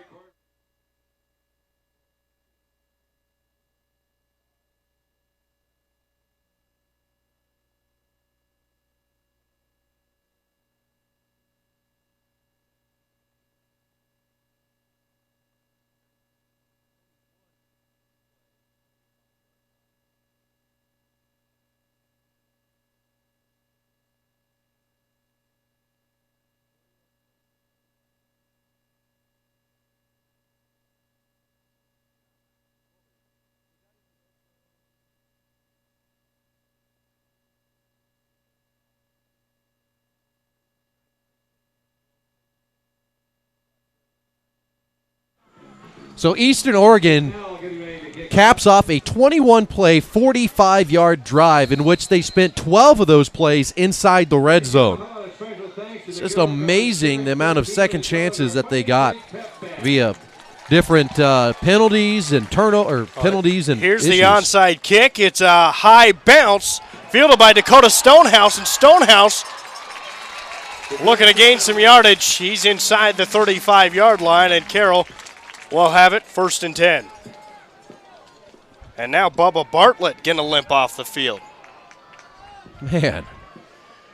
Some would ask you, why would a guy like Bartlett be out on the field? It's hands team, yeah. But, yeah, it's hands team. You have one hands team, and they're going to be out there no matter what. Well, and with the score now being 55-34, you have no idea what could happen in this game. And Brian Coble just sitting down next to Bartlett talking to him here on the sideline. Had an opportunity to get to know the trainers here at Helena quite a bit over the last 7 years because Brian Coble has been here ever since we started covering the Saints. Here's Ryan Egan. He's got room. One play. Oh! And it's a touchdown for Carroll College. And a hello block thrown at the end of the play by Matt Ritter. Well, instead of having 21 plays for 45 yards, it's a lot easier as a fan to experience that one-play run. Great run by Egan. Obviously, the Saints have found what they need to have for a fourth-string running back in Egan. Yaremko now out to attempt the extra point. Carroll trying to get the personnel out onto the field.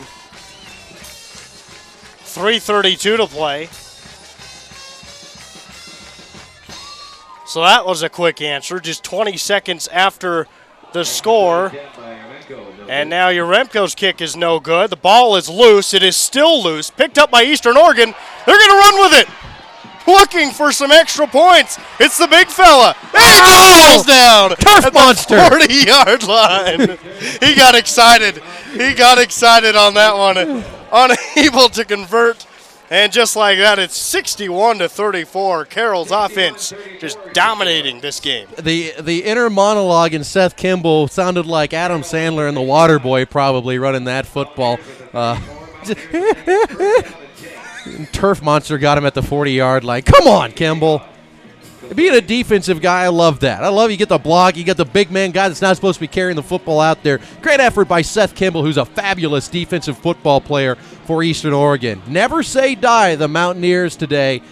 Despite the fact they are down 61-34, they have battled to try and stay in this one the second half. You know, and if you're a Mountaineer fan out there, you got to be wondering, where was this effort in the first half? Because that is where Eastern Oregon got into this deficit, and they've just never been able to recover.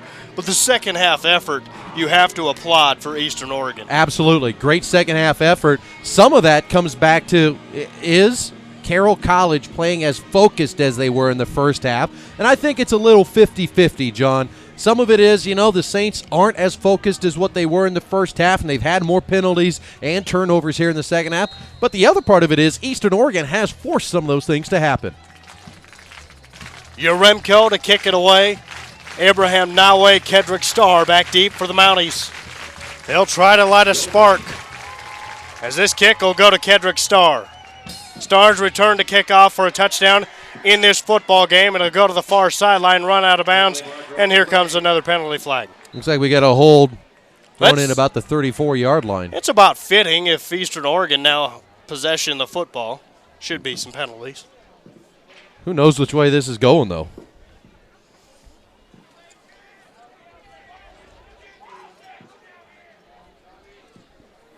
You're waiting the call on this one. So, yeah, they'll sort this one out. 61-34.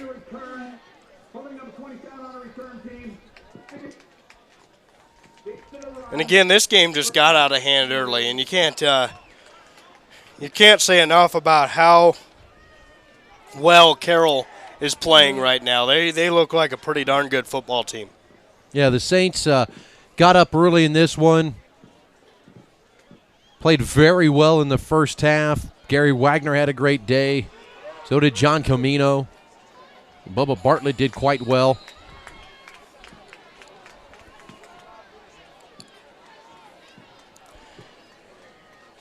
New quarterback into the ball game for Eastern Oregon as they're sending out a bunch of new players.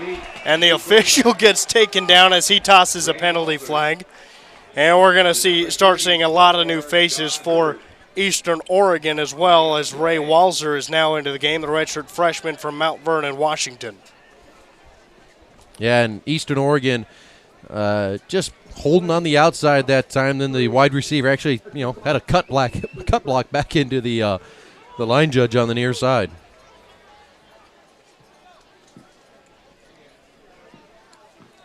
Chris Ware standing on the far sideline, no helmet in hand, not really doing much. They've just decided to take him out of the game. Yeah, at this point, you just get some reps for somebody else out there.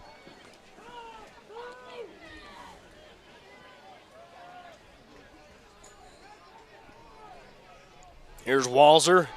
He'll give to Nawe, and Nawe run out of bounds at the 12-yard line.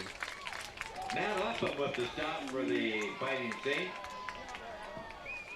Running back with number 25. 2:51 left to play here in the fourth quarter. The score 61-34. The Fighting Saints up in this one, as apparently it is now started to rain out of nowhere with the sun shining. It's only fitting after a 21-play, 45-yard drive for a score the last time Eastern had it. Here's Walzer to throw across the middle, tipped and intercepted. Galen Mills with the interception, and he's inside the 10, and the Fighting Saints in business once again. The sophomore defensive back out of Powell, Wyoming gets the turnover. He'll put it back into the hands of the Saints, and I'll be interested to see if the Saints kneel on it here a couple times. Back in the first game between these two teams, the Fighting Saints kneeled on it twice before they had a timeout called late in the game by Eastern Oregon to stop the clock.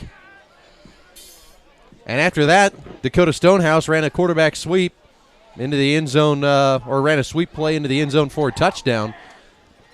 I'll be interested to see if the Saints kneel on it here. They're certainly going to do whatever they can to keep the clock running. They are in victory formation, so here's the test.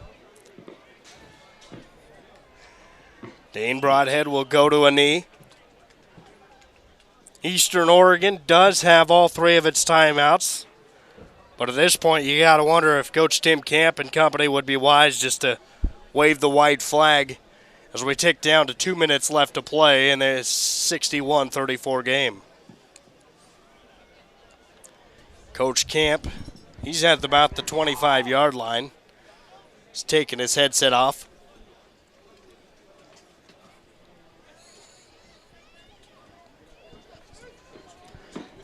Carroll lined it up once again. Down to a knee is Dane Broadhead. And it looks like Eastern Oregon may be content with letting this one run out. We're down to 90 seconds left to play, 61-34. Can't say enough about the performance of Carroll College today, Jason. Talking about Chris Ware, he played a decent ball game. His stats, like I said earlier, not eye-popping, but credit a lot of that to the secondary of Carroll. They just shut down wide receivers all game long. They certainly did, and they limited the running game. That has been so good for Eastern Oregon when they have won so far this year. So just looking at it, I mean, it was a well-played game, really, for Eastern. They have nothing to be ashamed of. They just ran into a juggernaut today in Carroll College, but now what the Saints have got to do over the next couple of weeks is get healthy. They got a lot of guys banged up today, John. Yeah, they have. They've had a couple of running backs, and Demery and Camino out of the game. Bubba Bartlett came off limping. Roberson was helped off. Clock just rolling now. It's fourth down. And Broadhead, one more time, will dance back and go to a knee. That stops the clock with 16 seconds left, and now the Eastern Oregon offense will have to go out onto the field. I don't think some of the Carroll players don't understand this one's not over. As on fourth down, when you go to a knee, it turns out it's a turnover on downs. And that might have been wise for Dane Broadhead just to step back and stand there longer and try to milk some of that clock. Nonetheless, Ray Walzer, the quarterback for Eastern Oregon, they'll get a chance to run a play and they'll keep it on the ground. Bouncing around and out to the 30-yard line. The clock will stop with 7 seconds to play to set the chains. They'll set the change, clocks will roll, and that is going to wrap things up here, it looks like. Eastern Oregon back to the line. Want to run one more play. They'll keep it on the ground, and this time nowhere to go. And with 1 second, the clock will expire, and just like that, Carroll College picks up the victory 61-34. Decker Roberts makes the final tackle of the day, and Carroll College got to see a lot of new guys in today's game, and they're going to have quite a few guys get healthy now. A lot of guys got banged up today. That's going to be the story of the next week, is see how serious some of these injuries are, John. But I think, if anything, if the right guys are healthy for Carroll College, they proved today why they're one of the elite in the NAIA. Well, this game has come to a close and not a lot of action. We've been able to slowly wrap this one up. But, Jason, your final thoughts on this one? Carroll College really did today look like the number 2 team in the country. Yeah, they certainly did. I was impressed with Gary Wagner and just how efficient he was throwing the football, running the football. John Camino was a stud at running back. Demery did a very good job running the football. Bubba Bartlett got those quality touches out there. He didn't finish with a lot of yards, but he certainly had needed yards when he got them. They got him in third down situations. They got him in fourth down situations. Bubba Bartlett just did a fantastic job. The offensive line for Carroll had a fantastic day, as expected. Defensively, the Fighting Saints really did a lot to limit what Eastern Oregon wants to do offensively, and that's run the football with success with Sampson and be able to throw it with Ware. They limited them when it was ones-on-ones and did a great job here in the second half in order to come away with the victory. Granted, a little sloppy at times in the second half, but in the end, John, the Saints proving why they're one of the best. Well, next week we continue a road trip into the Dakota Athletic Conference. Yeah, and we will have Dickinson State and Minot, who were both leading late in their games. We'll try and get scores updated for you, because that game next week could be for the Dakota Athletic Conference Championship, or at least a share of it, so to speak. Minot State does defeat Black Hill State 17-14, and Dickinson State went final over South Dakota Mines, winning 24-14. So the winner of that game next week could get a piece of the Dakota Athletic Conference Championship. Speaking of conference championships, Carroll College well on its way to an 11th consecutive Frontier Conference Championship as they defeat Eastern Oregon today 61-34. We'll let the Saints play us out here.